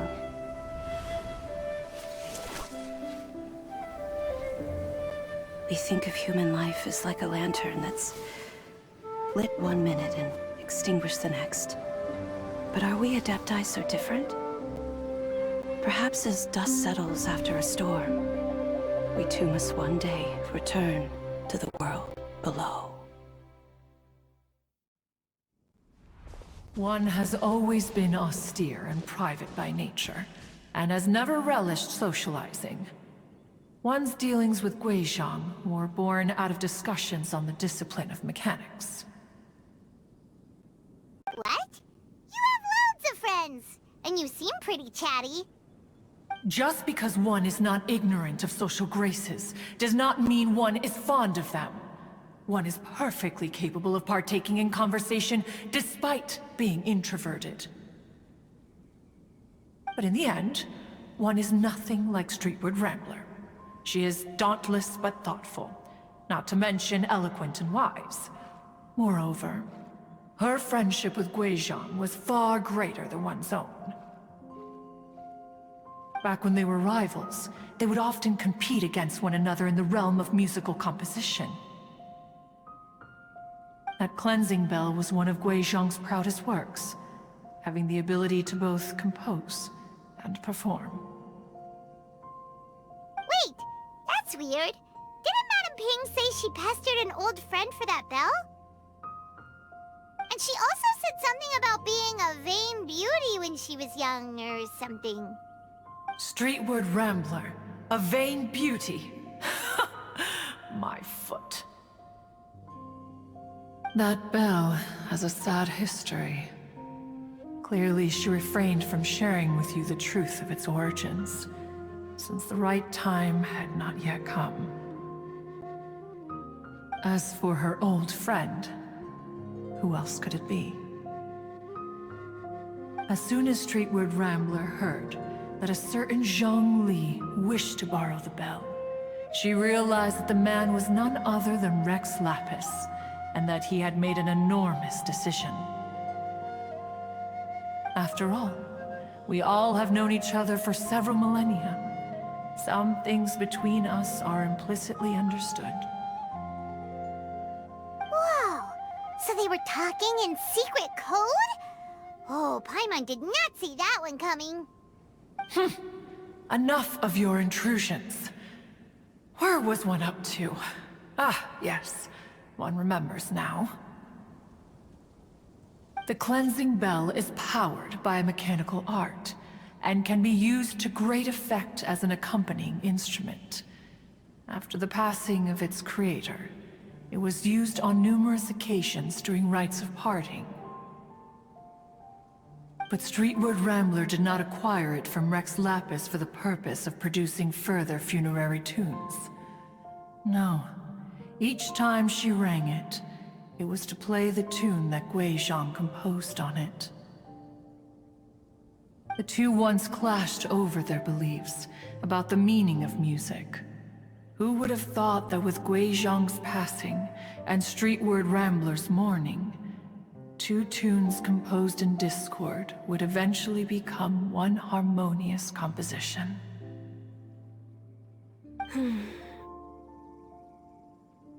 Once upon a time, Streetwood Rambler also loved gatherings, liquor, and music. But after Guizhong passed, she preferred her own company.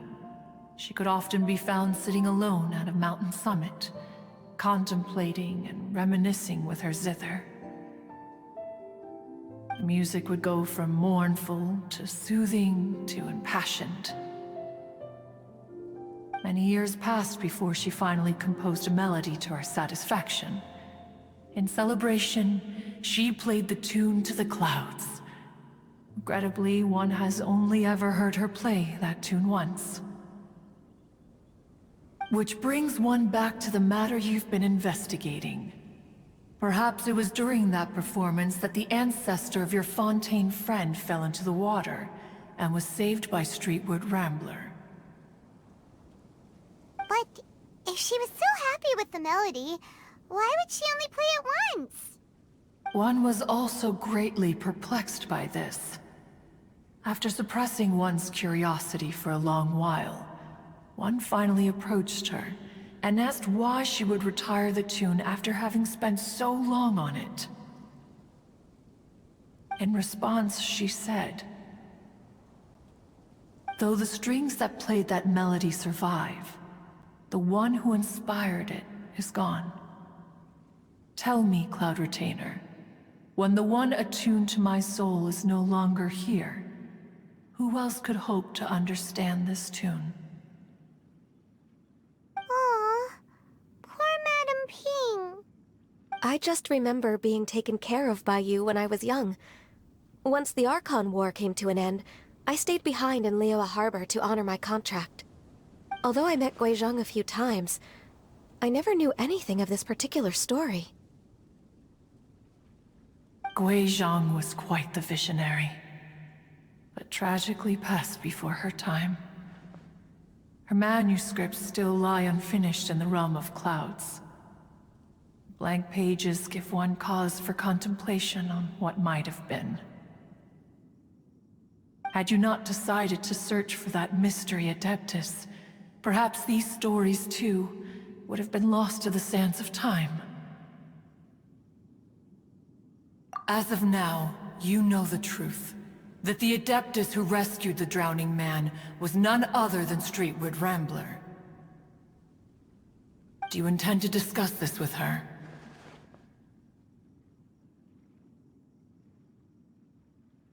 Do you mean Ping might find the topic too distressing? Precisely. The passing of our old friend is a heavy topic that both of us are usually careful to avoid.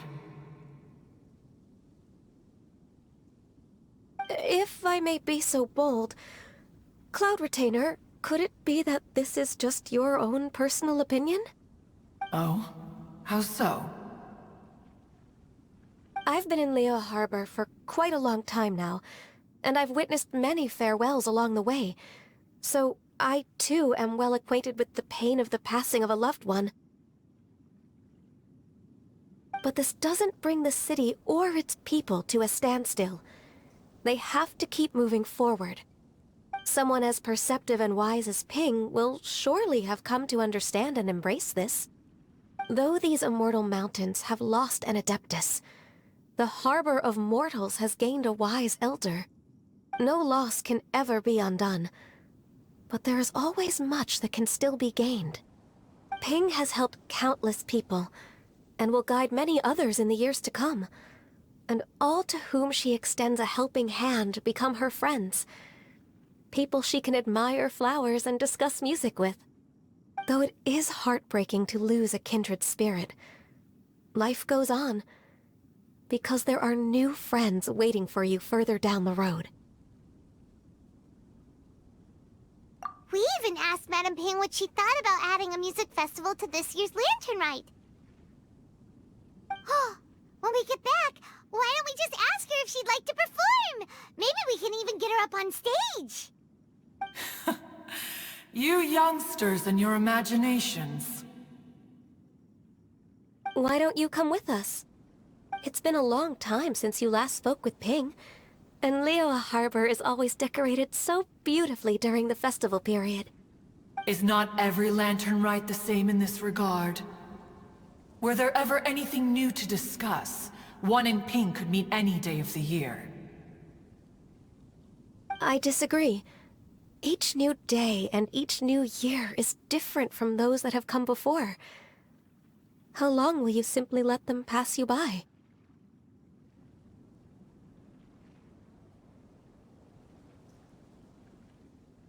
Very well. Then one will be off. If the other old fossils have sneaked away into the city to amuse themselves, one shall soon find out. All right. We should be getting back to the harbor as well. We don't want to keep her waiting. Once the Guili Assembly, now the Guili Plains. Say, if we planted flowers there, and cared for them carefully enough, do you think that one day we'd be able to recreate the sea of glaze lilies? Allow one to take back one's praise from a moment prior. You are still far too given to flights of fancy, child. What? Cloud Retainer? You were still listening?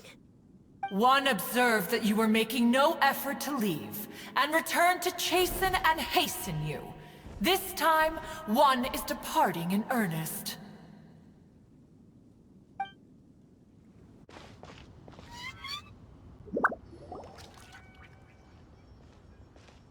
Whoa! Madame Ping? And Cloud Retainer? It appears you made haste after all. One arrived but moments before you.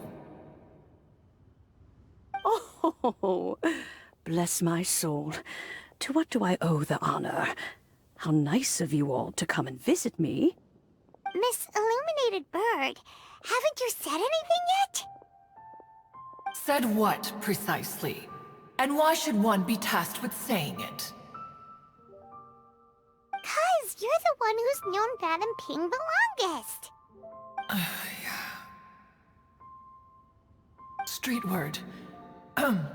Or rather, presumably, you would prefer to be addressed as Ping?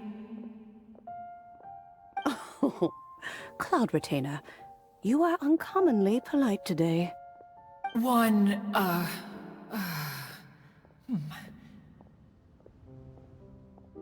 Given that Lantern Rite is almost upon us, the weather in the city is most pleasant, and a sweet floral fragrance lingers in the air. Ganyu, please continue from here. Huh? All right. So, this all started because we were trying to help Mr. Dvorak find the Adeptus who saved his ancestor's life.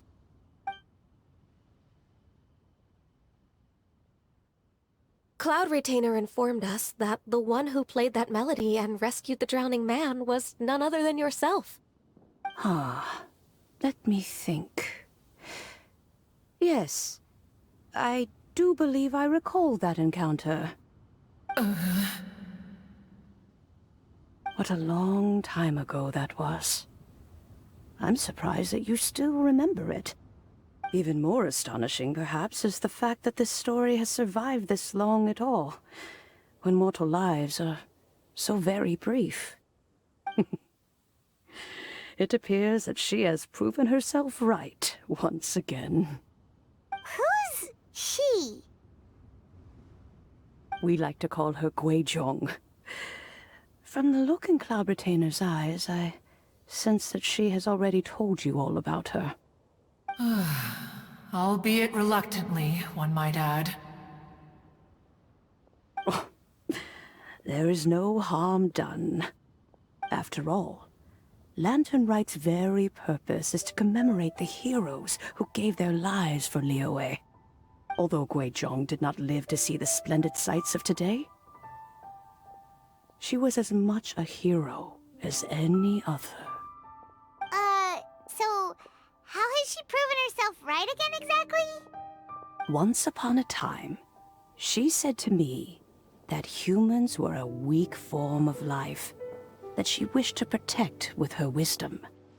But as she interacted more and more with them, her opinions on them began to change. She marveled at the beautiful complexity of their spirits, the sheer splendor of all they could accomplish through their hard work and intelligence. She told us that to underestimate human potential would be to make a grave mistake. With the smallest amount of guidance, enormous power can be unleashed in them. And a human who has reached their full potential may well be her equal. Someone who could have as much to teach an adeptus as to learn from them. She always had a way with words. That her mechanical accomplishments were judged superior to one's own was, one suspects, in large part due to her sheer eloquence. Speaking of mechanics, Cloud Retainer, do you still remember that potted plant mechanism? The one that the two of you gave me as a gift? Of course. Guizhong and one both put an immense amount of effort into that gift. It would be no overstatement to call it a testament to each of our individual technical genius. As Guizhong once said, it takes every blade of grass and every flower to make a homeland. When I see the sight of Liyue Harbor before us today, I am reminded of this. Madam Ping looks very emotional right now.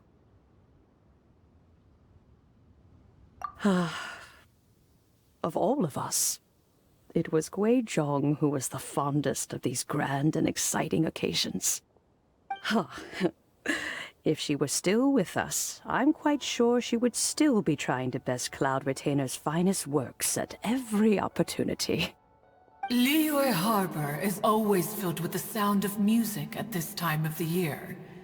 If she were here, one is certain that she would seek you out to discuss and debate the virtues of various melodies. Oh yeah, music! We've been dying to ask. What was the melody that you played back then?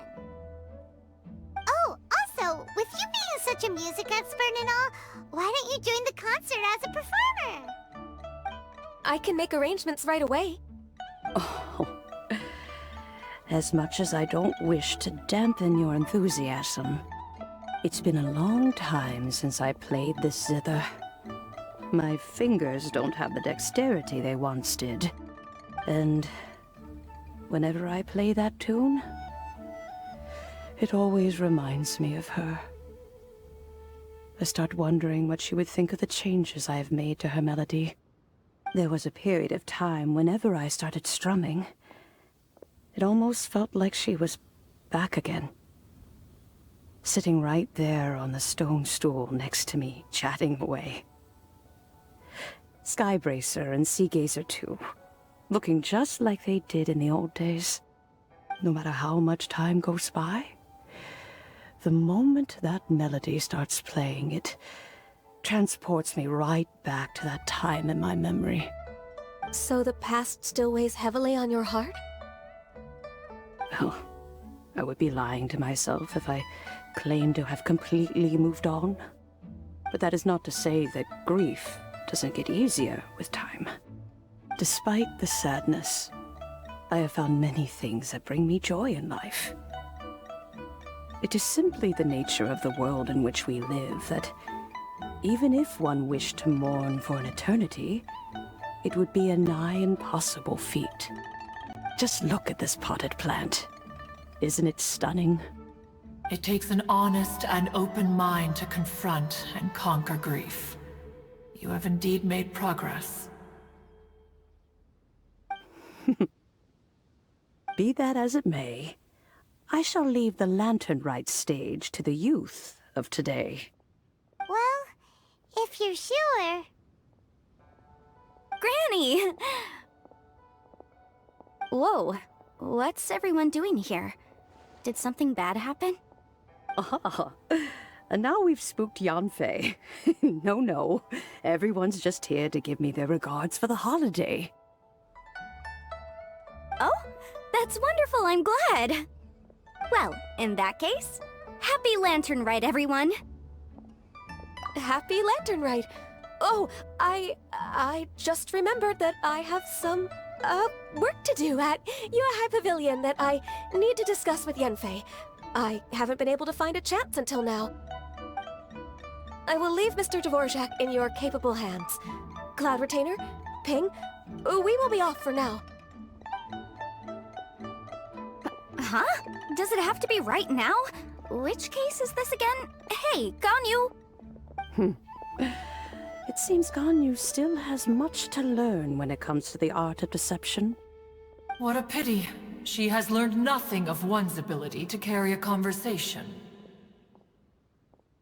Since it's been so long, Cloud Retainer, why don't you stay? I'll make a cup of tea and we can chat a while. Gladly. This was one's intention as well. When you next see the Fontaine musician, please give him my regards. I'd like to wish him the very best with the concert. You got it, Madam Ping! Thank you all. I think you've listened to enough of my nattering for one day. As for that melody, I will play it for you all another time. Goodness knows I need to practice it first. Wow, that'd be great! We'll look forward to it. When that time comes, wherever her spirit may be among the countless grains of sand and specks of dust between the harbor and the mountains, perhaps she will look at the Liyue of today and steal a smile when she sees the prosperous land that it has become. All right, let's go tell Mr. Dvorak the news. Neighborhood.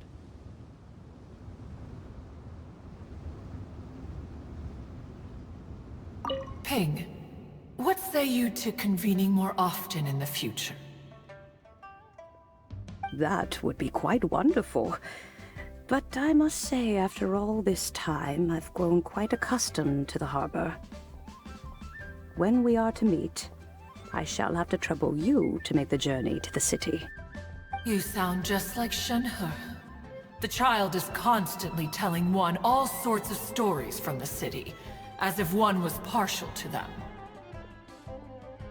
Have you ever considered moving to the city, Cloud Retainer? There are plenty of people here to talk to. I think you would find it quite the antidote to the monotony of solitude. And if you looked around, I suspect you would find some young minds with an interest in the mechanical arts. Some of them even worth training. We shall see.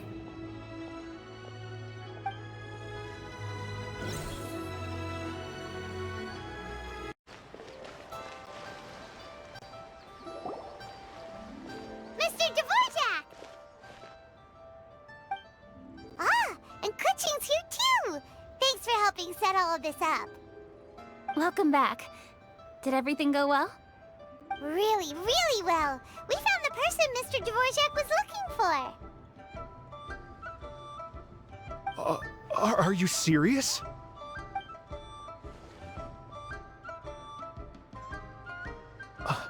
I see.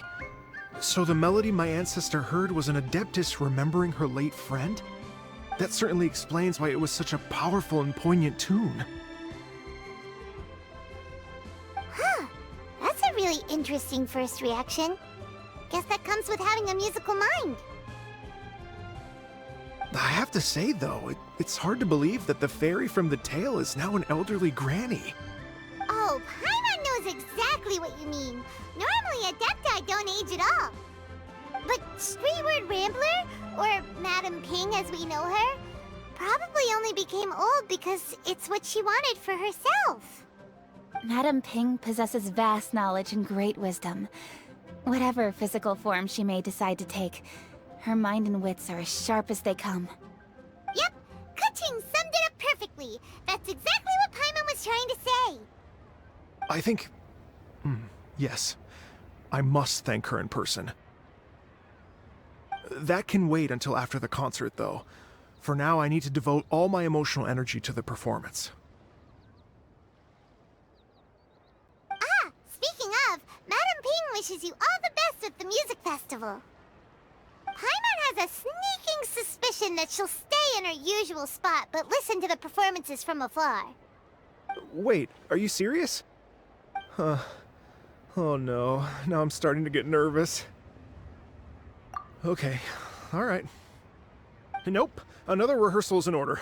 Please excuse me, everyone. Mr. Dvorak?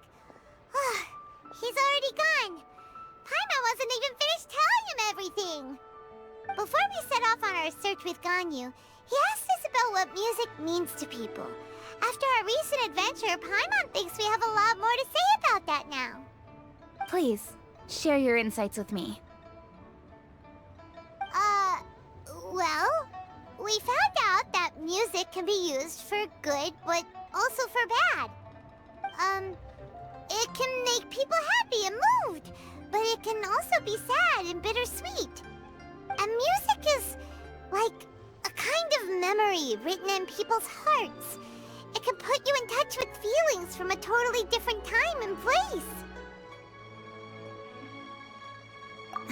It sounds like you had an eventful trip. Don't worry, I'm sure Ganyu will fill me in on all the details shortly. Wait, does that mean you're gonna carry on working? Mm-hmm. Just a few things to wrap up. All the groundwork is done. As long as everyone enjoys the festival activities, all our efforts are worthwhile. Happy Lantern Rite to you as well. Whew. That should be everything taken care of, right? Oh, no, wait. Paimon feels like she's forgetting something. What was it?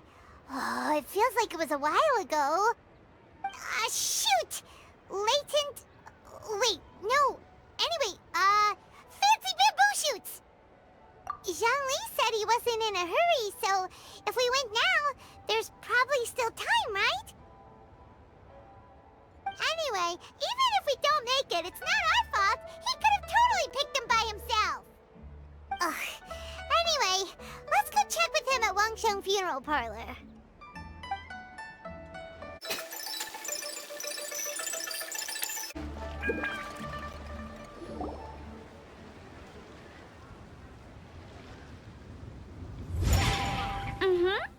Da da da da da da da da da.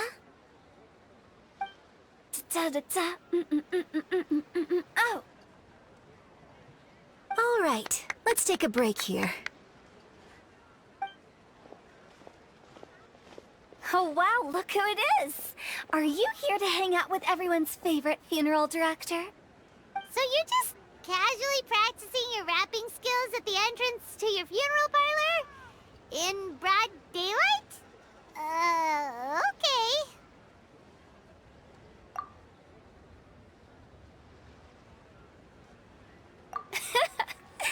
After everything we've been through, you don't see me for a hot minute, and you're back to being scared of your own shadow. We have all this open space, a clear view of the mountains behind and the sea in front. Not to mention we have several invisible audience members enthusiastically cheering us on. It's the perfect spot to rehearse. Invisible audience members? Gotta say, it took me a few days to get used to Director Who's way of talking. Xinyan was pretty spooked too when she first got here. Just like when she sees a frog, but a giant frog with sharp teeth. Come on, knock it off. What's wrong? I've never seen someone look so confused before. Well, don't worry, because Director Who's here to explain it all. There once was a Fontaine musician who went around town on a mission. He came door to door for his iridescence tour, looking for acts to audition. With my words, Shinyan's chorus, and Yunjin as our mentor, we'll take the stage by storm with flames roaring and the whole audience calling for more. For sure! The whole dance floor will be yelling encore! Encore! Oh, now Paimon's rhyming along. But when you say flames roaring, are you sure this'll be safe? No, don't you worry about that. I'm pretty experienced on the stage, and I've already informed the Yuhong of all the pyrotechnics we're planning on using. Huh. Guess we'll just have to trust Xinyan on this one. Oh, Zhongli. He took one of those fancy meal boxes and set off for the mountains. Said he wanted to pay a visit to some old friends. It's a real pity that he couldn't be around for this. As well as being a true connoisseur of traditional art forms, he's able to appreciate Xinyan's performances too. Yeah, that's right. Matter of fact, he was the one who first invited me to perform here. To tell the truth, though, I never thought I'd really find myself rehearsing here one day. Well, now you know. The Wangsheng Funeral Parlor is a great location. All of you are always welcome to come and hang out here, especially if you're in the mood to try something new. I can speak to that. Hu Tao is always full of fun surprises. And jump scares. Actually, Xinyan, I have some lyric ideas for your part. Do you want to go through them together? Oh, sure thing. I'm all ears. Oh, Traveler and Paimon, I believe Zhongli was heading to Mount Hulao, so make sure you're hiking up the right hill. When you see Zhongli, please pass on this message to him. It's up to him whether he wants to support us at the performance tonight, but I expect him to make time for the upcoming banquet we're planning. No excuses. You should join us too. It'll be a riot. If there's one thing I've learned from being a funeral director, it's how to throw a party.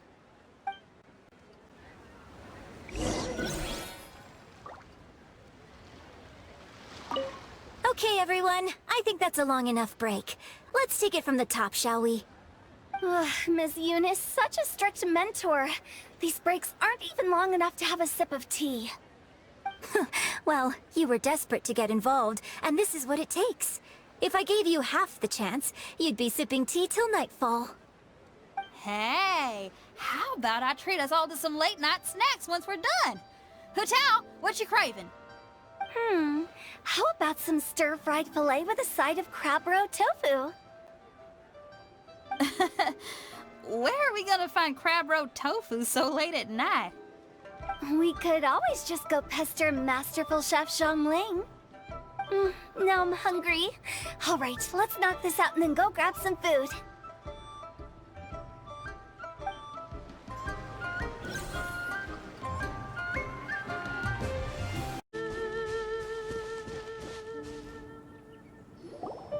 Paimon sees them! It's illuminated deer! And illuminated bird number 2! A familiar face. Have you come from Liyue Harbor? How is the city nowadays? Everything's great! But you know, if you're so curious, you can always go and check it out for yourself! In fact, Mooncarver has been taking many walks on Mount Tianheng in recent times. I believe the sights of the city are quite familiar to him. Zhongli! Here you are! We've brought the bamboo shoots you wanted. Impeccable timing.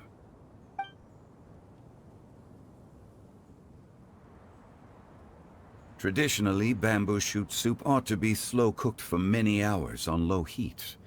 Using Adeptus arts to hasten the process is something of a shortcut. Wait, that mechanism... is that... Indeed. Cloud Retainer kindly lent me her supreme cuisine machine. Can we not just call it a cooking machine?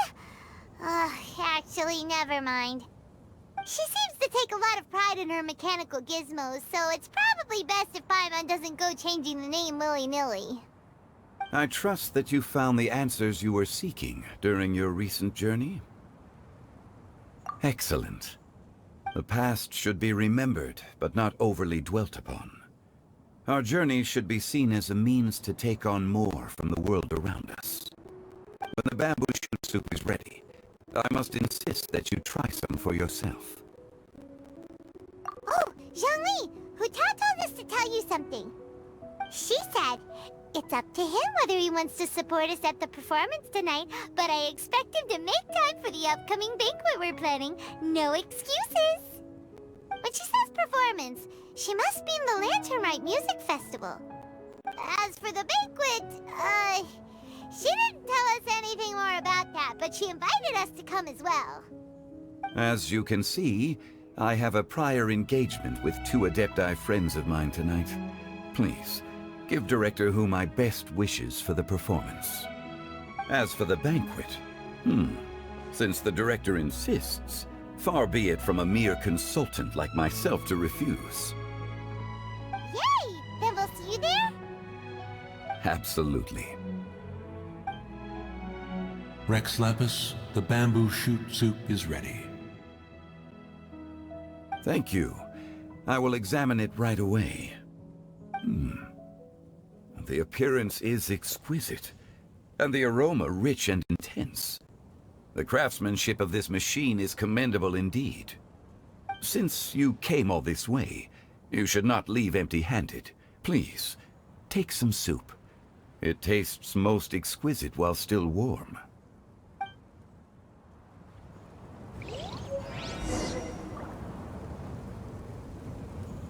I intend to reminisce with my old friends for a while longer. You ought to get back to Liyue Harbor. There is a performance you do not want to miss.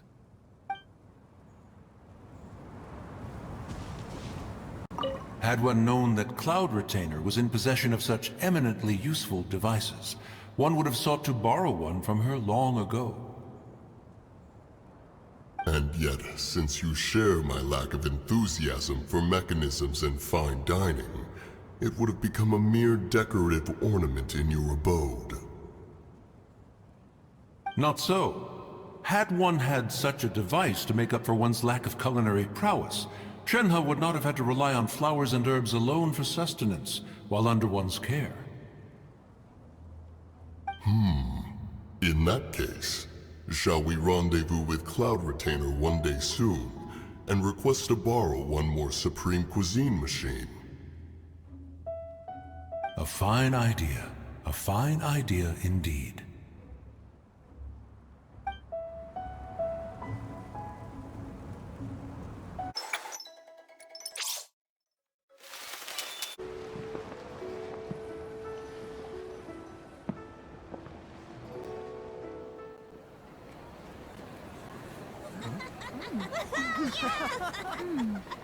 I'm honored to be here on the Iridescence Tour stage.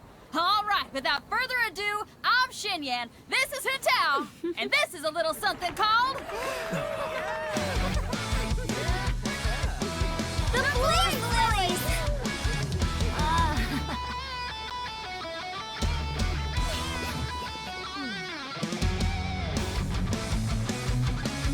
I'm up here blazing trails through the midnight sky, lighting up the world below. And when the crowds all hear my voice, they'll meet the spirit of rock and roll. Let's go! Hey, you butterfly, you two buzzing by, guiding your way to the afterlife, opening the path without a fright. Oh, I'll light the fire, watch it blaze across the universe. I'll spit my rhymes, watch your step, or you'll get burned. Hey, woo!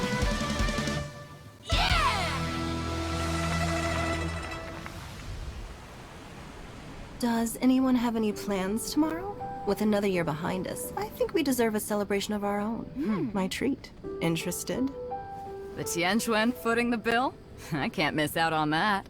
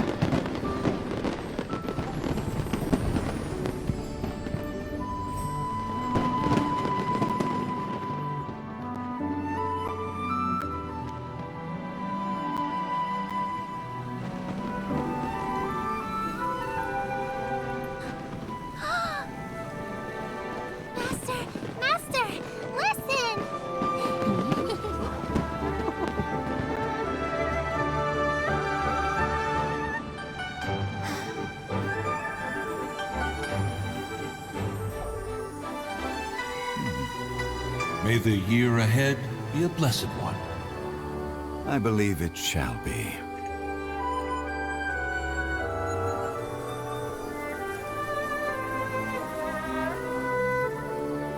Master, the Xiao Lanterns, Elementary. One shall fashion for you a Xiao Lantern the likes of which the world has never seen. And you must take it to Liyue Harbor to display its magnificence for all.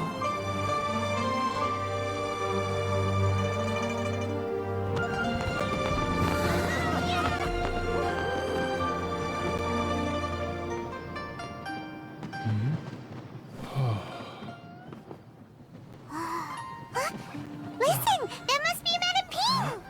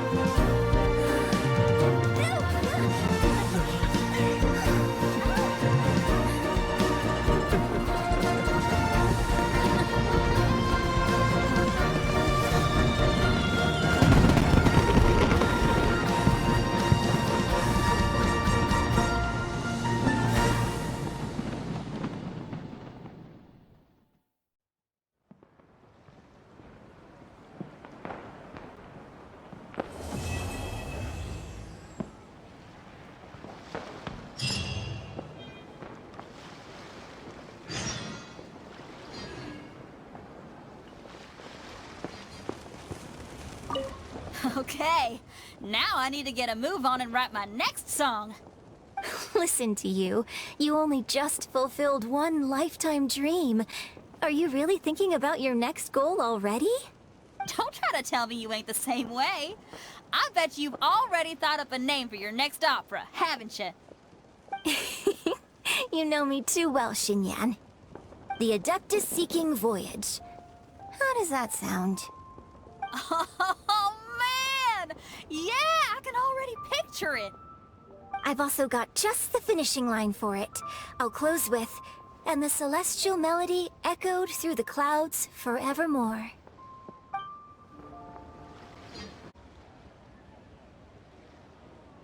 The Lantern Rite celebrations are getting better by the year. Such wonderful music.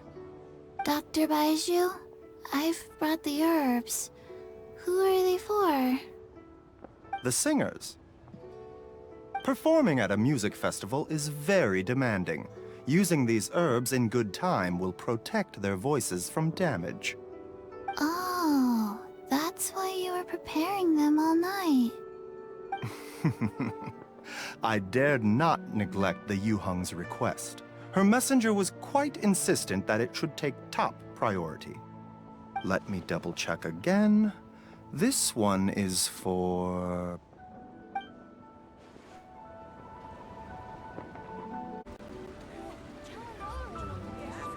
I'm so happy. And all the grandmas and grandpas in Qingce village had a great time too. You mean, what am I doing here? Well, just now, I did a performance for everyone. Although I can't play an instrument anywhere near as well as Master, I can still sing. Even Granny Roshin said I did a great job. She also gave me some candies.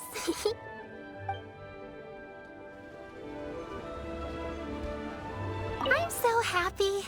And all the grandmas and grandpas in Qingce Masters told me a lot of stories about the Adepti.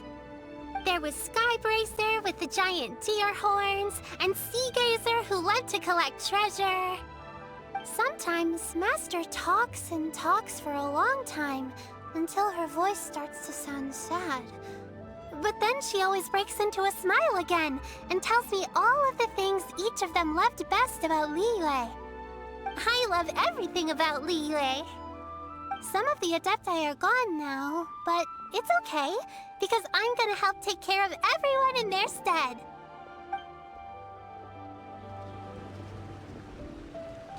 I'm so happy. And all the grandmas and grandpa... I'm happy that Mr. Dvorak found the fairy lady from his story. And I'm also happy that it turned out it was Master all along. Also, I helped out this time too, didn't I? So that means I was paying homage to my master? Oh, also, Mr. Dvorak got one of his friends to bring me a toy from Fontaine. I like it a lot. At first, I didn't know whether I was supposed to accept it or not, but then Master said it was okay, so I did.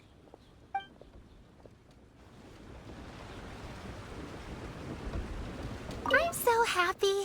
And all the grandmas and grandpas and Chinks see you. Make sure you take good care of Paimon.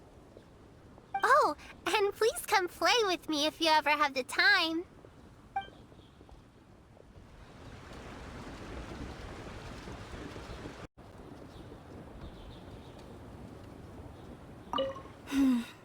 Granny, you play so beautifully. Do you think you could teach me? Oh, child, you simply never stop, do you? This festival is a rare chance to rest and relax. But here you are pestering me to teach you this, that, and the other. Don't worry, Granny. I'm a fast learner.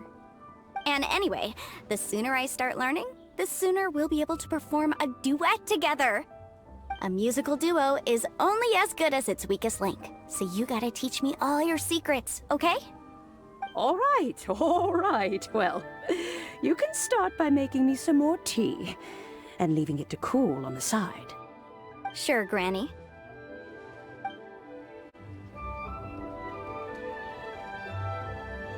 It's almost time for us to join Hotel for dinner! Ooh, and we'll be meeting at Shinyue Kiosk. It's the place with a really long wait list. As expected of the parlor director, always so generous! Come on, let's go!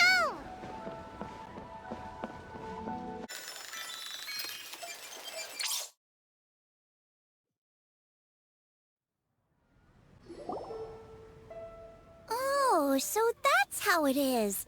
Thanks for the suggestions, Mr. Zhongli. I have them all noted down. I've long heard that your knowledge encompasses all things old and new, Mr. Zhongli. But I never knew that you were well versed in the art of cooking, too. It is truly an honor to make your acquaintance. No need for formalities. I too feel humbled to be in the company of such talented young people. There are many things I could learn from you. Oh, you flatter us. If it's possible, may I trouble you to provide a few words of guidance for my practices in exorcism? Exorcism? I can't say I'm an expert in the field, but if you don't mind, we could start by discussing... Whoa, there's so many people here! All we knew was that Hotel invited Zhongli over. Paimon never thought we'd be meeting so many old friends! Happy Lantern Rite, everyone! Likewise. Please take a seat.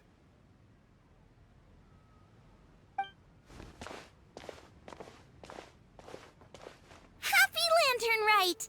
Are you having fun? Me too. I've seen Xinyan perform before, but this is the first time I've watched something like this.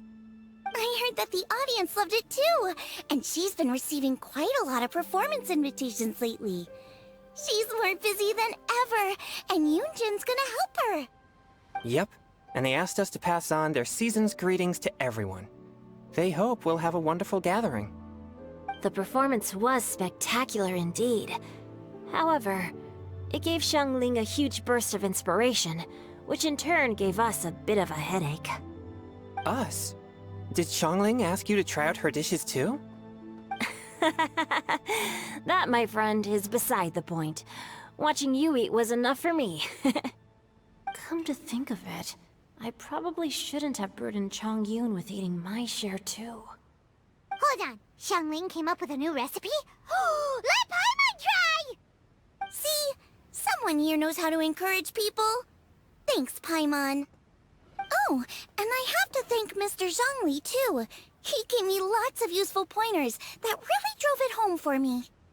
Oh, so that's what you were talking about before we arrived. Yes. Since we'll be dining together, the topic of our conversation naturally revolved around cooking. Qiangling's ideas are truly unconventional. Her choices in both ingredients and spices are comparable to a melody dancing on the tongue. My suggestions were nothing more than the icing on the cake. Oh, the two of you always deliver. Now I'm getting embarrassed. Anyway, I'll get everyone to have a taste after I've adjusted the recipe based on Mr. Zhongli's advice. That sounds like it might become a little safer to eat. How about I sample the dishes next time? Speaking of eating, Paimon feels like we're missing someone. Oh, Huta was the one who invited us, but she's not here. And where's Guoba? Oh, Guoba volunteered to help Dad at the restaurant. You know, lots of people come over to eat during Lantern Rite. Without Guoba helping out, I probably wouldn't have had the time to accept Hu Tao's invitation. As for Hu Tao... The director went to collect a guest. She asked me to stay here and host you for the time being. Seems like it's almost time. Huh? Hu Tao went to fetch someone in person? Oh, that must mean they are super important. Could it be... Kuching? Ningguang? Or Captain Beto? She didn't clarify. And as her subordinate, I couldn't just pry into the details, could I? Ta-da! We're here! Oh, we're not late to the party, right? Right? Good thing the Conqueror of Demons and I are both as swift as the wind. And whoosh, we made it just in time.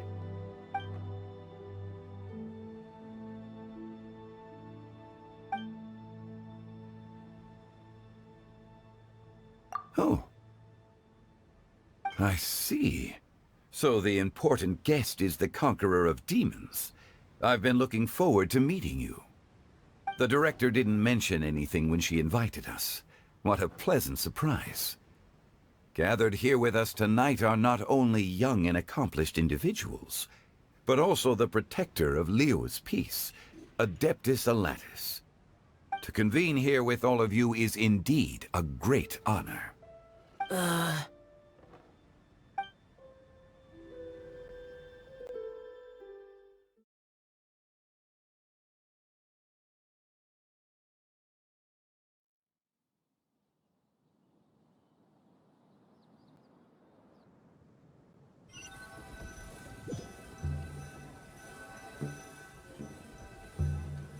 It's almost Lantern Rite, yet you took all the trouble coming here. The director has a way of making it difficult to decline. Rex Lapis, may I ask what troubles you? The director asked me to buy sesame oil in preparation for the celebrations. Then why would you come all the way to Wangshu Inn? I had a pleasant chat with Chef Yanxiao and received some spices from him. And, see? Here's some matsutake and a portion of ham. What about the sesame oil? It's a shame. I couldn't find the kind the director was looking for.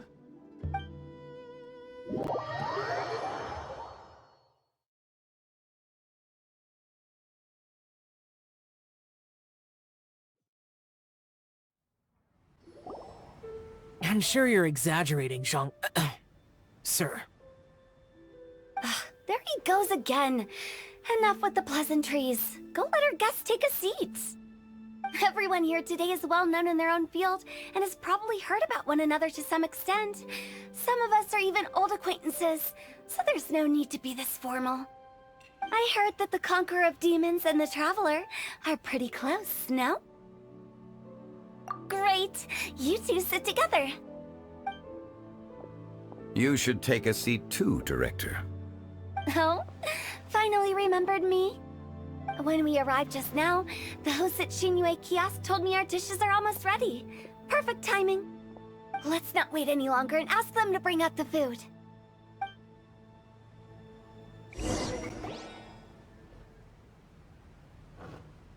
Paimon would have never guessed the person Hu Tao went to fetch was Xiao. Oh, that's also the first I've heard of the Traveler and Paimon being friends with the Conqueror of Demons. You know Xiao Chu? Knowing is a bit of an overstatement. I've always looked up to him. You might not know this, Paimon, but we exorcists have worked in close collaboration with the Conqueror of Demons for many generations, dispelling evil together, both in the open and from the shadows. Hard to imagine that thanks to Hu Tao, I've finally gotten the chance to meet him. Conqueror of Demons, I'm honored to make your acquaintance. Likewise. It is a great honor indeed to have a chance to meet the legendary Conqueror of Demons. Changyun has brought that name up quite a few times in the past. I remember you mentioning wanting him to understand the importance of exorcists. Ahem. We know each other too. He helped try my dishes during the Masterful Chef's cook-off. I didn't think we'd have the chance to meet again. Happy Lantern Rite. No anecdote, however, compares to meeting you in person. I'm Xingqiu, Shangling and Changyun's friend. The pleasure is all mine. Whoa, everyone's getting all formal and polite all of a sudden. Paimon doesn't know what she should say anymore. Adeptus Xiao, mighty conqueror of demons, please accept Paimon's greetings too. Belated Happy Lantern Rite. Paimon tried very hard to look for a fancy word, okay? Don't be too harsh on Paimon! There's no need to be so polite. You're right. This was meant to be a nice little get-together between friends after all. Too much formality kills the atmosphere. I didn't plan this gathering only for everyone to walk on eggshells. Hiya. What's your true intention then? A little get-together between friends, sipping the finest tea and watching lanterns float into the sky, bidding farewell to the past and embracing the present with joy. And that is something our consultant would say. I think it deserves a standing ovation. Indeed. Exceptional acting skills, Director. As for me, I'm just here to have fun and treat everyone to something good. We all worked really hard this year, whether traveling or guiding, cooking, helping with the family business, exorcising evil spirits, or conquering demons. And of course, our consultant, who's been helping out at the parlor every now and then. Everyone has done some pretty amazing things. As the one who brought everyone together, it goes without saying that I'm the one most deserving of praise. Huh? Sounds kinda self-important, but Paimon thinks it's pretty amazing that she managed to talk Xiao into coming. He rarely ever enters Liyue Harbor after all. It wasn't as complicated as you think.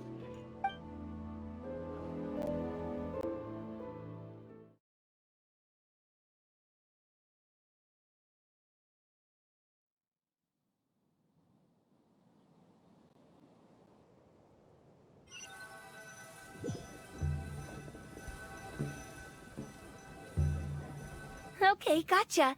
Thanks, boss lady. It's not boss lady, just boss. And there she goes. What a lively girl. Conqueror of Demons, Adeptus Xiao. Guardian of Wangshu Inn, hero of Dihua Marsh. I know you're there. Quiet. Do not disturb the peace. Sorry, but you wouldn't show up if I didn't yell your name, would you? I know you. You're the 77th director of Wangsheng Funeral Parlor. Is there something you need?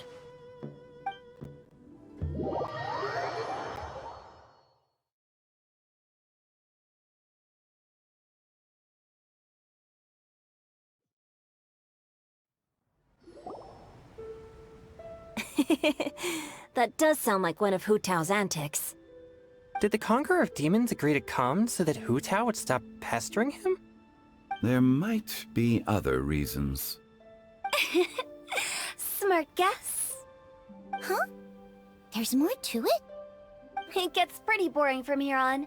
I talked about the funeral parlor's past relationships with the Guardian Yakshas. You know, just to be sociable. In the time of the Archon War, disputes were frequent, and disaster overtook the land. Humans couldn't escape from the torment of the plague, nor could they escape death.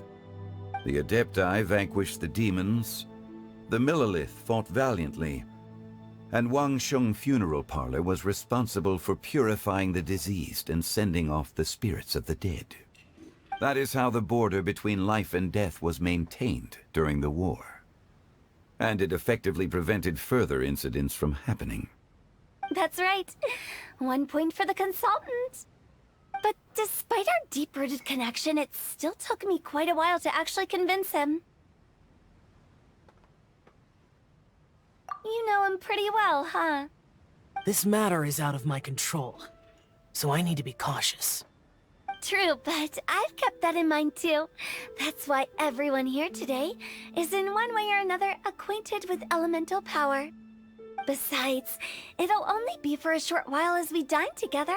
There won't be any lasting consequences.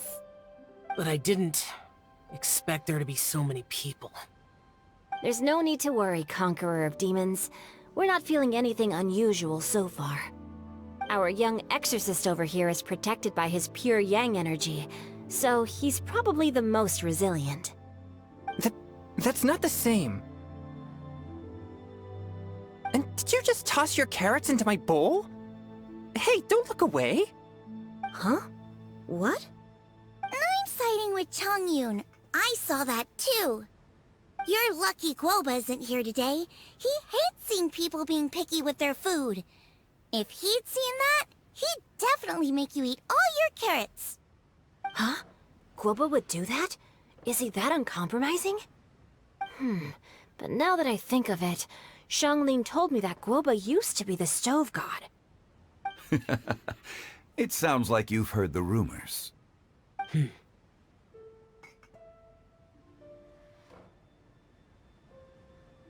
I'm doing fine. Not long ago, before Lantern Rite, I met an old friend.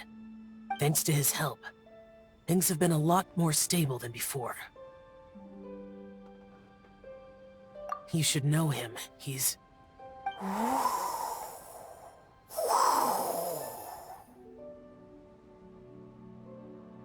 Seeds of story, brought by the wind. And cultivated by time. Did Paimon just unconsciously complete that saying? That voice. Could it be?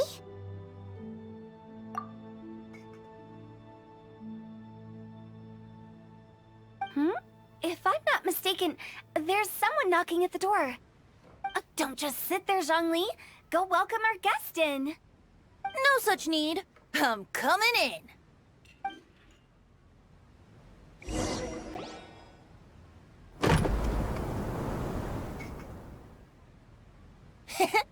You finally let me in. Hello, hello. No matter if we've met before or not, this moment marks a brand new encounter. Old friends and new. Happy Lantern Rite. Oh, it's the tone-deaf bard. Oh, he seems to carry a valiant breeze wherever he goes. It looks like we're gonna be friends. Fate has brought us together, so come on, take a seat and be my guest. Help yourself. Oh, I'll ask them for another set of cutlery. This young lady here is as bright as a fresh bouquet of flowers in the morning's rising sun. She no doubt is the one with the most authority here. Whoa, these dishes look amazing! Is it really okay for me to join in? All right, I'm digging in! Huh, it's you! Oh, isn't this Genyu? Genyu? Yep. Now that I've taken a closer look, you're a fan of Genyu's works, aren't you? I met Xingqiu at a light novel convention. How I wish we'd met sooner. I never expected that there'd be another person in this world who could interpret Genyu's new novel as thoroughly as I could. Venti, you're being too humble.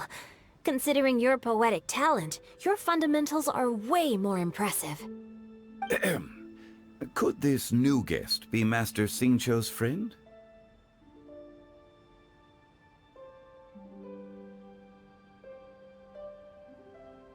Yes. Monsters become more active than usual as we get closer to Lantern Rite.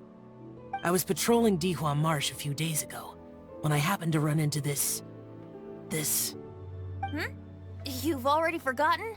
I'm a bard, remember? And bards go around singing wherever they like. Oh, right. And this bard was performing in Dihua Marsh. It was a moving melody, and it made me feel relaxed and at ease. I couldn't help but stay and listen. Thank you for your patronage. I understand now, too. I'm Zhongli, currently working at the Wangsheng Funeral Parlor. It's a pleasure to meet you, new friend. And I'm his boss. Oh, and if there's anything unsatisfactory, let me know anytime. That's very considerate of you. Oh? No wonder. Only a boss as savvy and reliable as you would be able to hire such an impressive consultant. Oh, you're too nice, Venti. Not to brag, but our consultant truly is impressive. His knowledge extends across the stars and the land, and there's nothing throughout history that he doesn't know. From the sophisticated way he speaks, it's hard not to suspect that he could very well be an adeptus in disguise.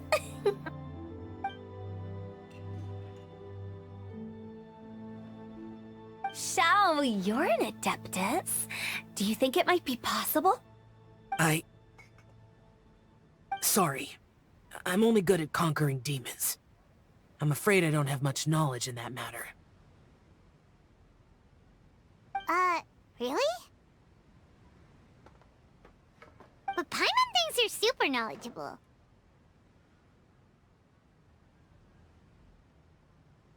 Huh? Oh, right! Xiao's a warrior. He doesn't come to the city very often, so it's, pretty normal for him to not know anything. Yeah. Really? I've actually heard a few things about Mr. Zhongli before.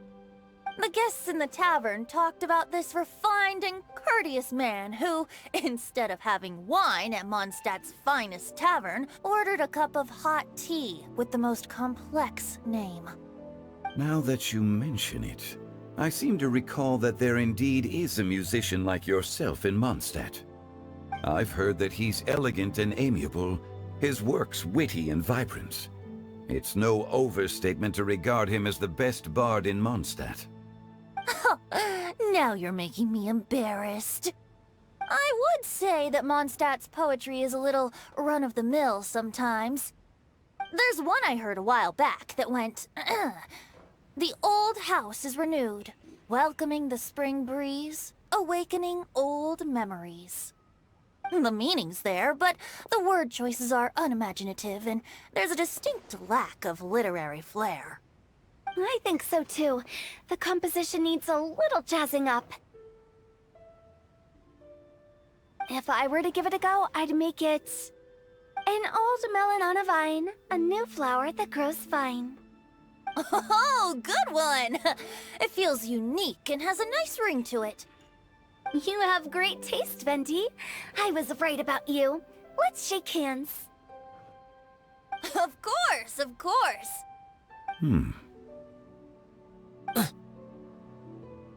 Hey, Xingqiu! Mind lending me a few books when we get back? Pick out some well-written ones. I don't know if it's my own lack of literary knowledge, but I couldn't tell the difference between those two. I don't think it's your fault. Chongyun's right. It's not our fault. Oh, you have a point. But speaking of, why is the tone-deaf bard here? Are you here to take part in Lantern Rite too? I heard that Liyue will be hosting a Lantern Rite music festival this year. As a musician myself, how could I possibly resist the temptation to come take a look? Or listen. Getting to know other musical styles is essential to sparking inspiration, don't you think? As for the Fontaine friend who hosted the festival, I saw him near Stone Gate the other day. The Iridescence tour has finally been held successfully for once, so I had to congratulate him. Don't think anything of it. By the way, I was watching as you entered Shinyue Kiosk, but no one seemed to notice me. Should I say that it's because I'm an expert in hiding, or that a certain someone deliberately ignored the sound of the wind? Whenever Lantern Rite comes around, Liyue Harbor becomes bustling with activity. People are all busy watching the lanterns and strolling around the shops, and they might just go travel somewhere on a whim. It is rather difficult to predict another's whereabouts.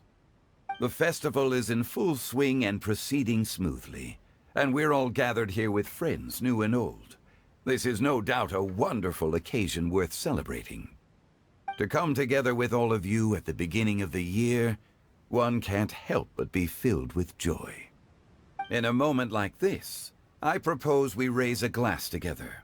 In my case, tea in lieu of wine.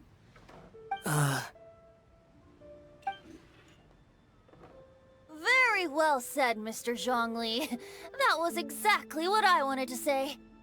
Now I'm getting a little self-conscious. I didn't cause you too much trouble barging in like that, did I? We usually drink wine during occasions like this over in Mondstadt, but since Mr. Zhongli insists on drinking tea, I'll give a toast with tea too. Everyone, thanks for the treat. You're welcome. As the host of this gathering, I hope everyone enjoys the food and drinks. May this year be better than the last. Considering that everyone may have other matters to attend to later, sticking to tea seems like a good idea. All of a sudden, they started proposing toasts. Should we? What's with the urgency?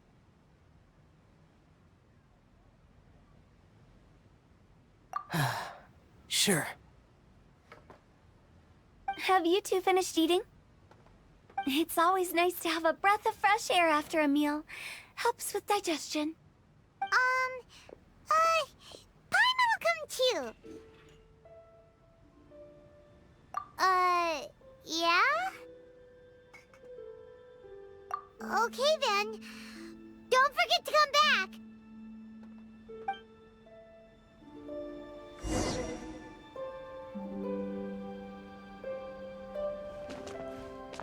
It seems like our new friend is an expert in wine. I deserve no such praise. I only drink for fun. It's nothing compared to your expertise. I'm glad we're only having tea today. What if I got drunk and said something nonsensical?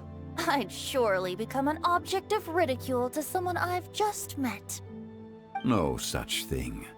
I wouldn't dare disrespect the director's guest.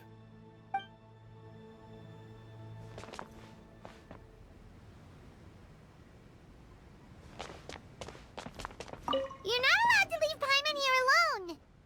To be honest, Paimon's worried about saying the wrong thing.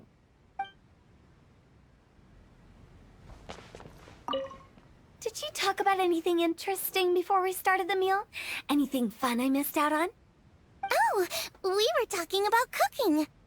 Mr. Zhongli told us that he went on a trip to Qiaoyang Village the other day and got a hold of some uncommon ingredients. Tea seed oil and sesame oil. He suggested I try using those in my new dishes. Oh, no wonder he left his post for so long that day. Those ingredients would be difficult for anyone else to find. I guess I'll need his help next time as well.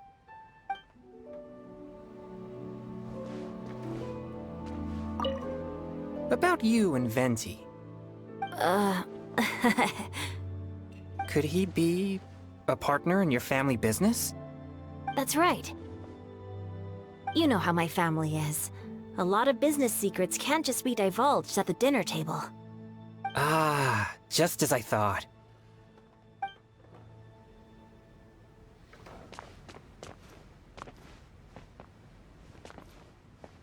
Let's depart. You go ahead.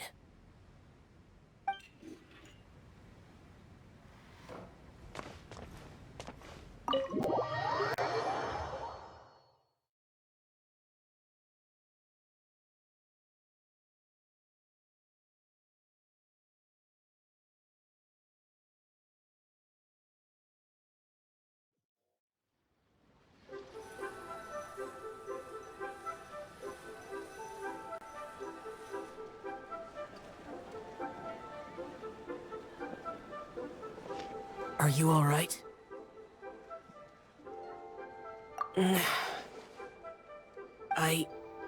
It's hard to describe.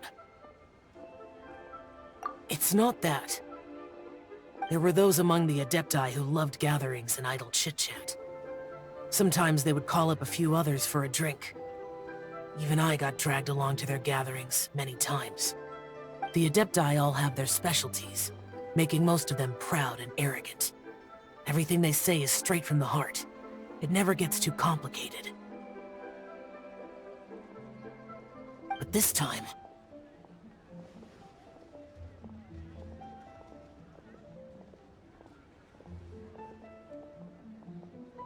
That's not what I meant. Or perhaps I should say Rex Lapis is really good at adapting to human life. You could say that he actually enjoys doing so. And that's something I might never be able to do.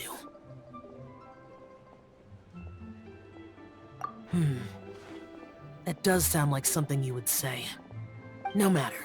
I know my circumstances. Whenever I think of the ordinary conversations I've had with you, it feels strangely novel.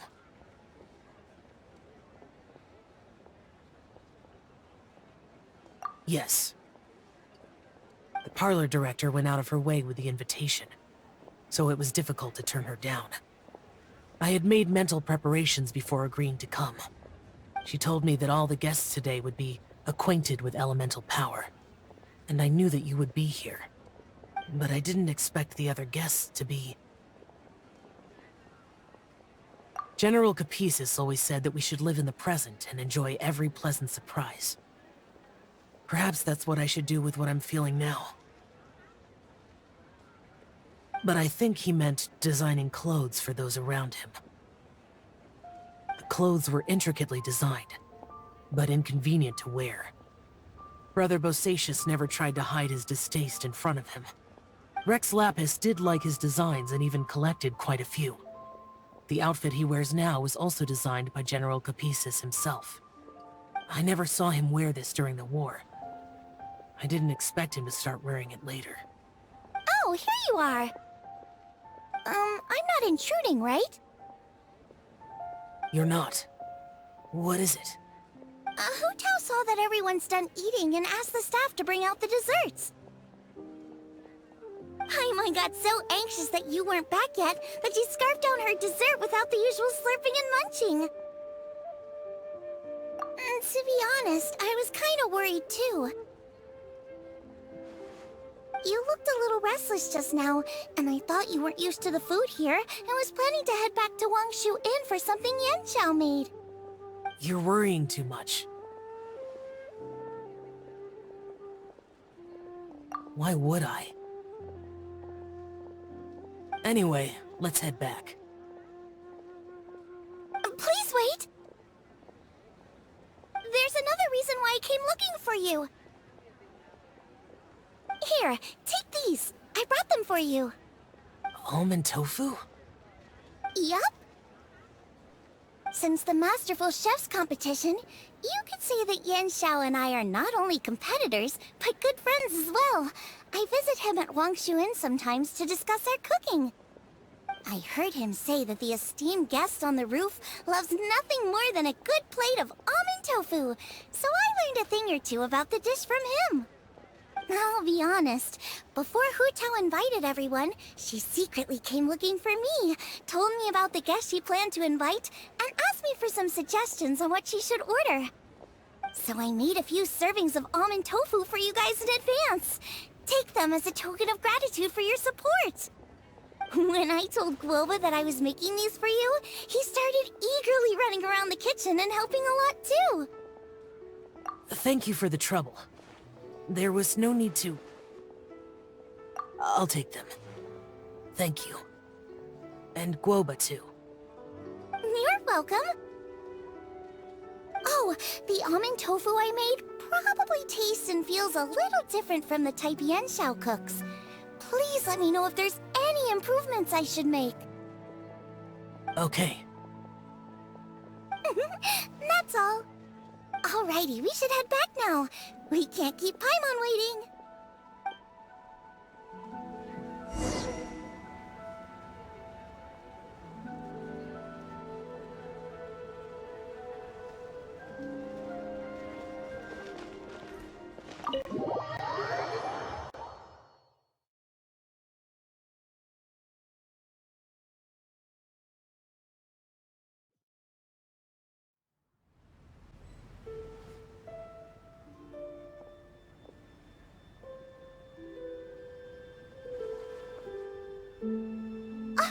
You're finally done whispering secrets to each other? So much for promising Paimon you'll be back soon.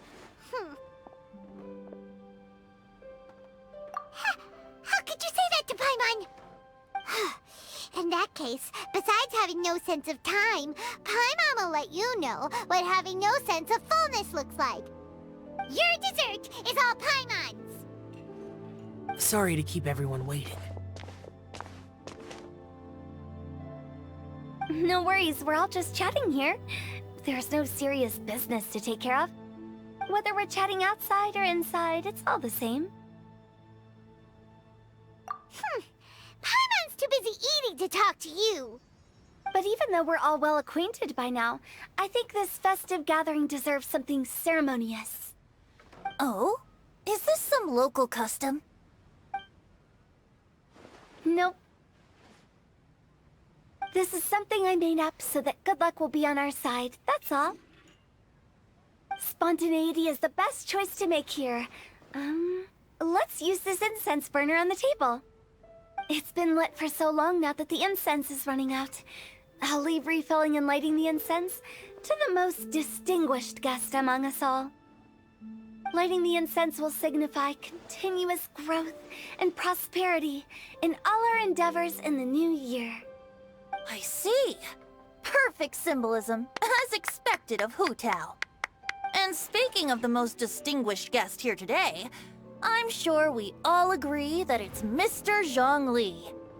I'm not very familiar with the details of his past deeds, but chatting with him has been a real eye-opener, even for a bard who has traveled all across the world. If knowledge were a form of power, one could even say that you're a wielder of unlimited strength. But when it comes to having a way with words, the notable bard is certainly one cut above the rest. I just happen to have a good memory. It is such an unexceptional skill, yet you made it sound like an unparalleled talent. I am truly impressed. Since we all get to nominate someone...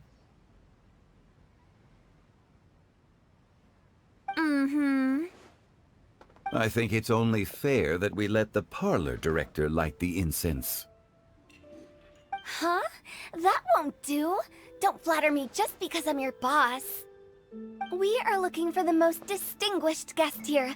As the host, I shouldn't be involved in this discussion at all. Now that we've enjoyed this table full of delicacies, how about we let our one and only chef here do the honors? Is this really the way this works? I didn't cook any of these dishes. It's not a big deal. Just look at her! Xiangling, the disciple of an adeptus, the stove god's best companion, the winner of the Masterful Chef's competition. The only heir of the famous Wanmin restaurant. A good old friend of mine. There's no better choice. Why does Paimon feel like we're back at square one again? Please stop! You're making me embarrassed. If we're looking for a distinguished guest, surely the second son of the Feiyun Commerce Guild counts. It's one of the largest commerce guilds in Liyue Harbor. Huh? Don't get me involved in this. Ooh, not a bad choice. With the Commerce Guild's young master lighting the incense, we're all sure to make a huge sum of mora in the new year. That's not how it works. Making a fortune is indeed a fine wish, but it's of lesser importance than good health and happiness. Which means we should choose Chongyun, the skilled exorcist who keeps everyone's home safe from evil spirits. Huh? Now you're nominating me? I can't be the one when we have the Conqueror of Demons right here. Adeptus Xiao has the most seniority among everyone here today. We should... I refuse. I am most certainly not the most distinguished guest here. You should all be able to make the right judgment based on your observations. One person here is well acquainted with everyone else.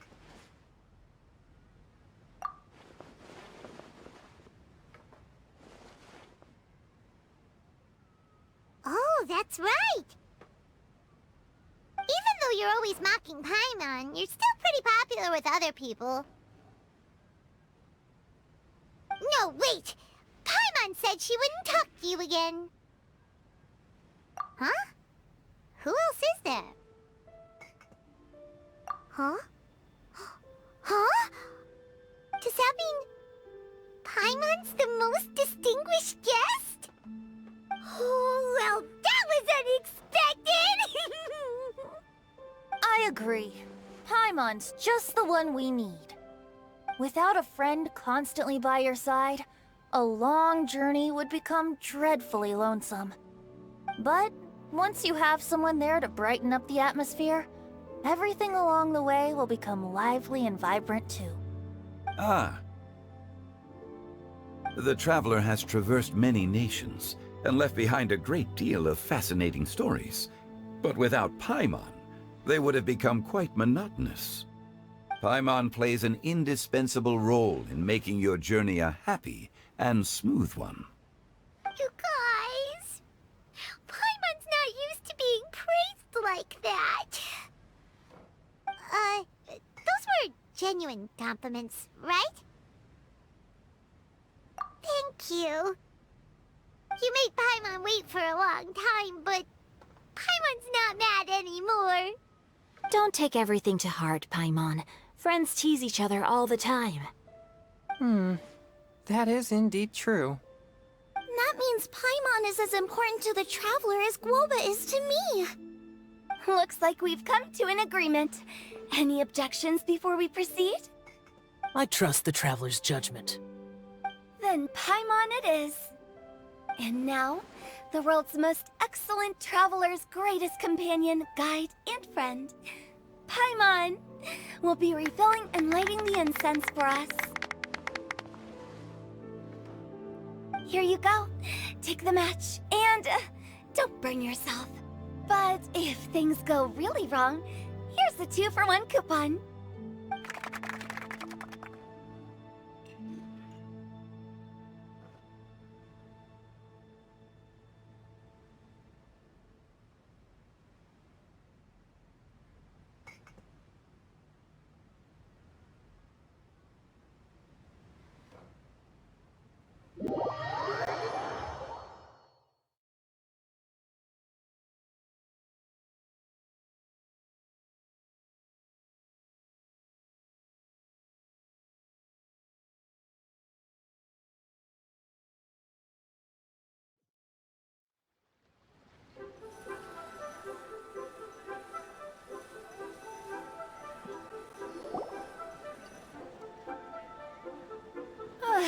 getting late. I won't take up any more of your time. You're all free to go as you please. Yep, the tea was amazing too. You don't have to go all polite on me. Just remember to come when I invite you next time. Let's see. It's dark out, so I'm going to accompany Xiangling, Xingqiu, and Changyun back home. As for the rest of the guests, I'll leave them to our consultant. No need. I'm headed towards the harbor to meet a friend on the ship. There's no need to trouble one such as Mr. Zhongli. I think you know the place I'm talking about. Come meet me anytime. It was great getting to know you all. Let's meet again when the spring breeze begins to blow. Bye! Oh, we should write poetry together sometime.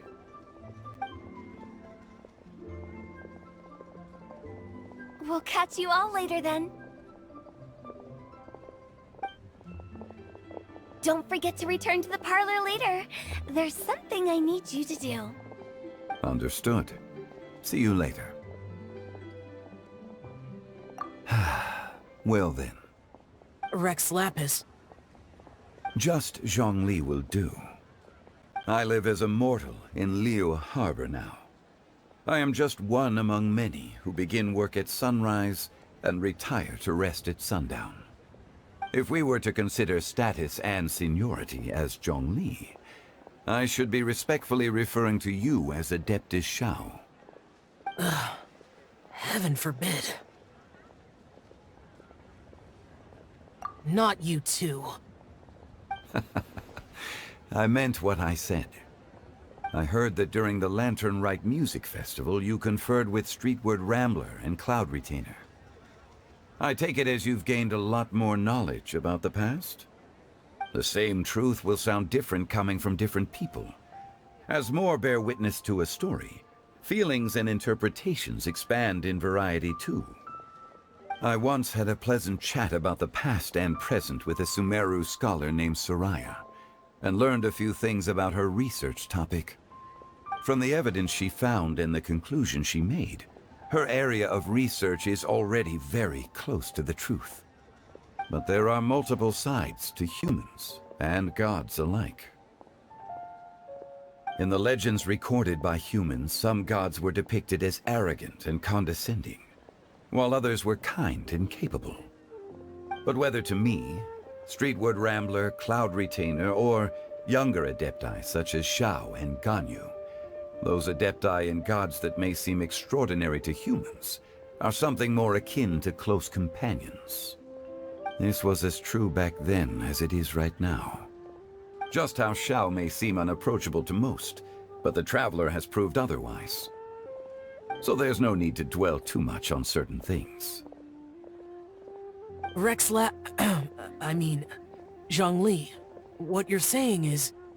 It looks like you understood what I meant. Ah. The director asked me to accompany you on your return, but I don't think you'll need my protection. I'll be taking a walk around and admiring the night scenery. After that, it'll be time for me to go back and meet up with the director. Goodbye for now. Bye, Zhongli! Everyone's gone now. Paimon always feels a little empty inside when a lively celebration ends. But at least you always stay by Paimon's side. No. Paimon got it mixed up. Paimon, the best and most distinguished travel guide, will always stay by your side, Traveler. Good that you're aware of that. Shell, is there anything else you want to do? We could take you on a tour of Liyue Harbor. No need. I've stayed here for much longer than I had expected. The city lights are a fine sight, but it's time for me to leave. The events of today occurred so abruptly. I appreciate your kindness. Okay. I'll see you next time then.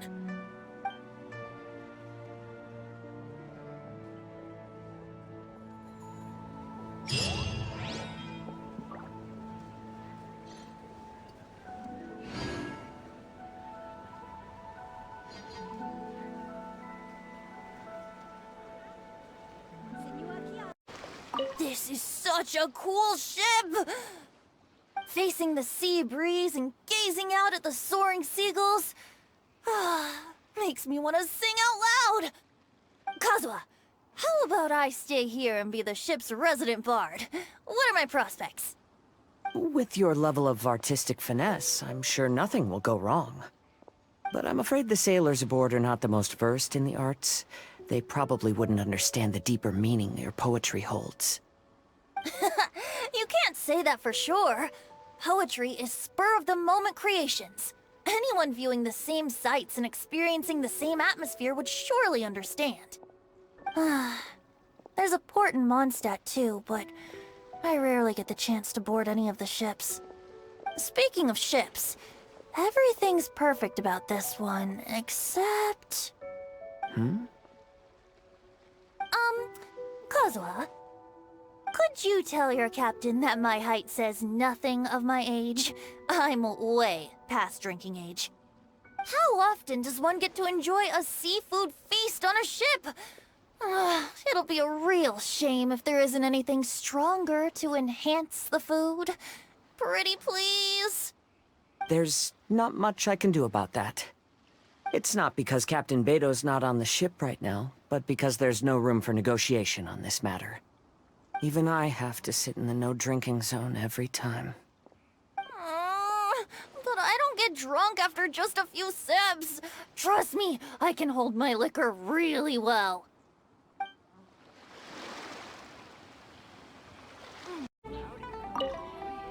Yen Xiao just came up here with some almond tofu, but I haven't finished everything Xiangling gave me yet. You should try some too. I'm not as experienced in tasting mortal food as you, and I couldn't tell the difference. There must be many different stories to tell of the hustle and bustle of the mortal world, too. You can tell me. I will listen.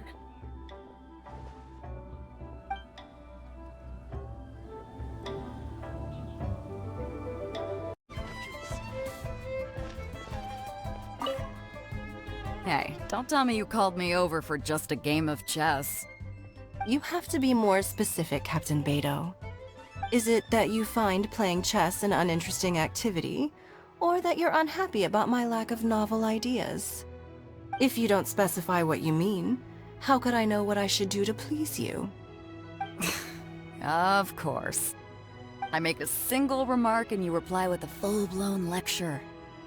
Maybe we should deal with all official affairs publicly in the future. It might just make things easier. I'd be perfectly happy with that.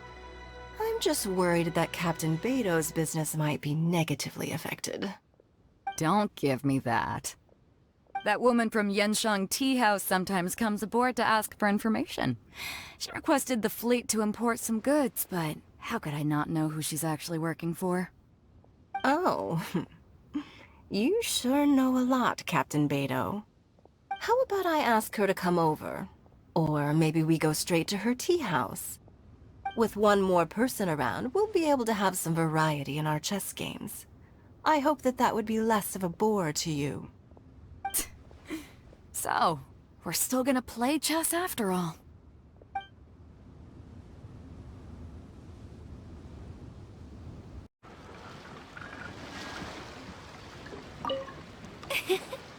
Xingqiu, you have to be honest.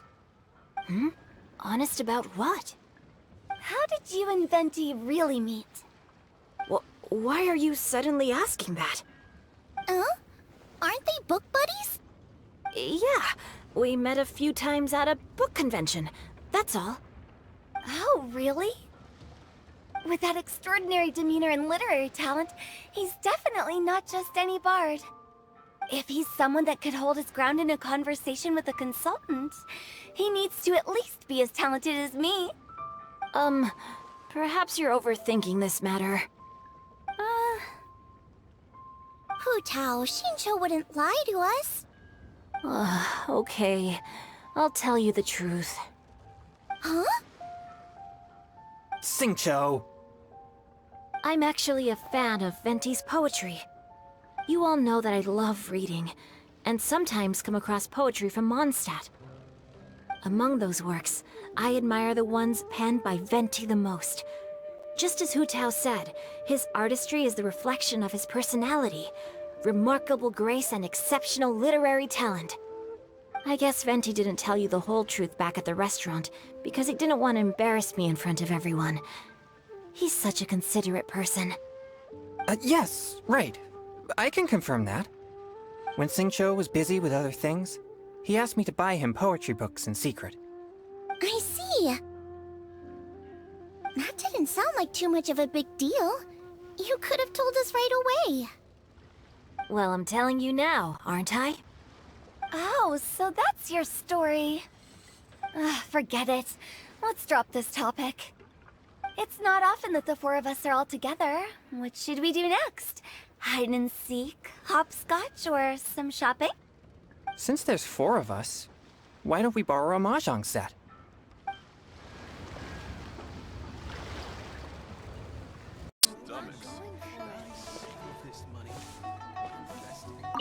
The vegetables are fresh, and there are enough wheats and grains stocked up. I'll pass on the seafood. Oh, it's you. We meet again. Surprised to see me here? It's the director's orders. Xiangling worked all day and night at the restaurant during the festival, and didn't get to have any time to enjoy the festivities. The director sent me here to help out in the kitchen, so that Xiangling will have some time to herself. But with someone as hardworking as you around, there seems to be nothing much for me to do.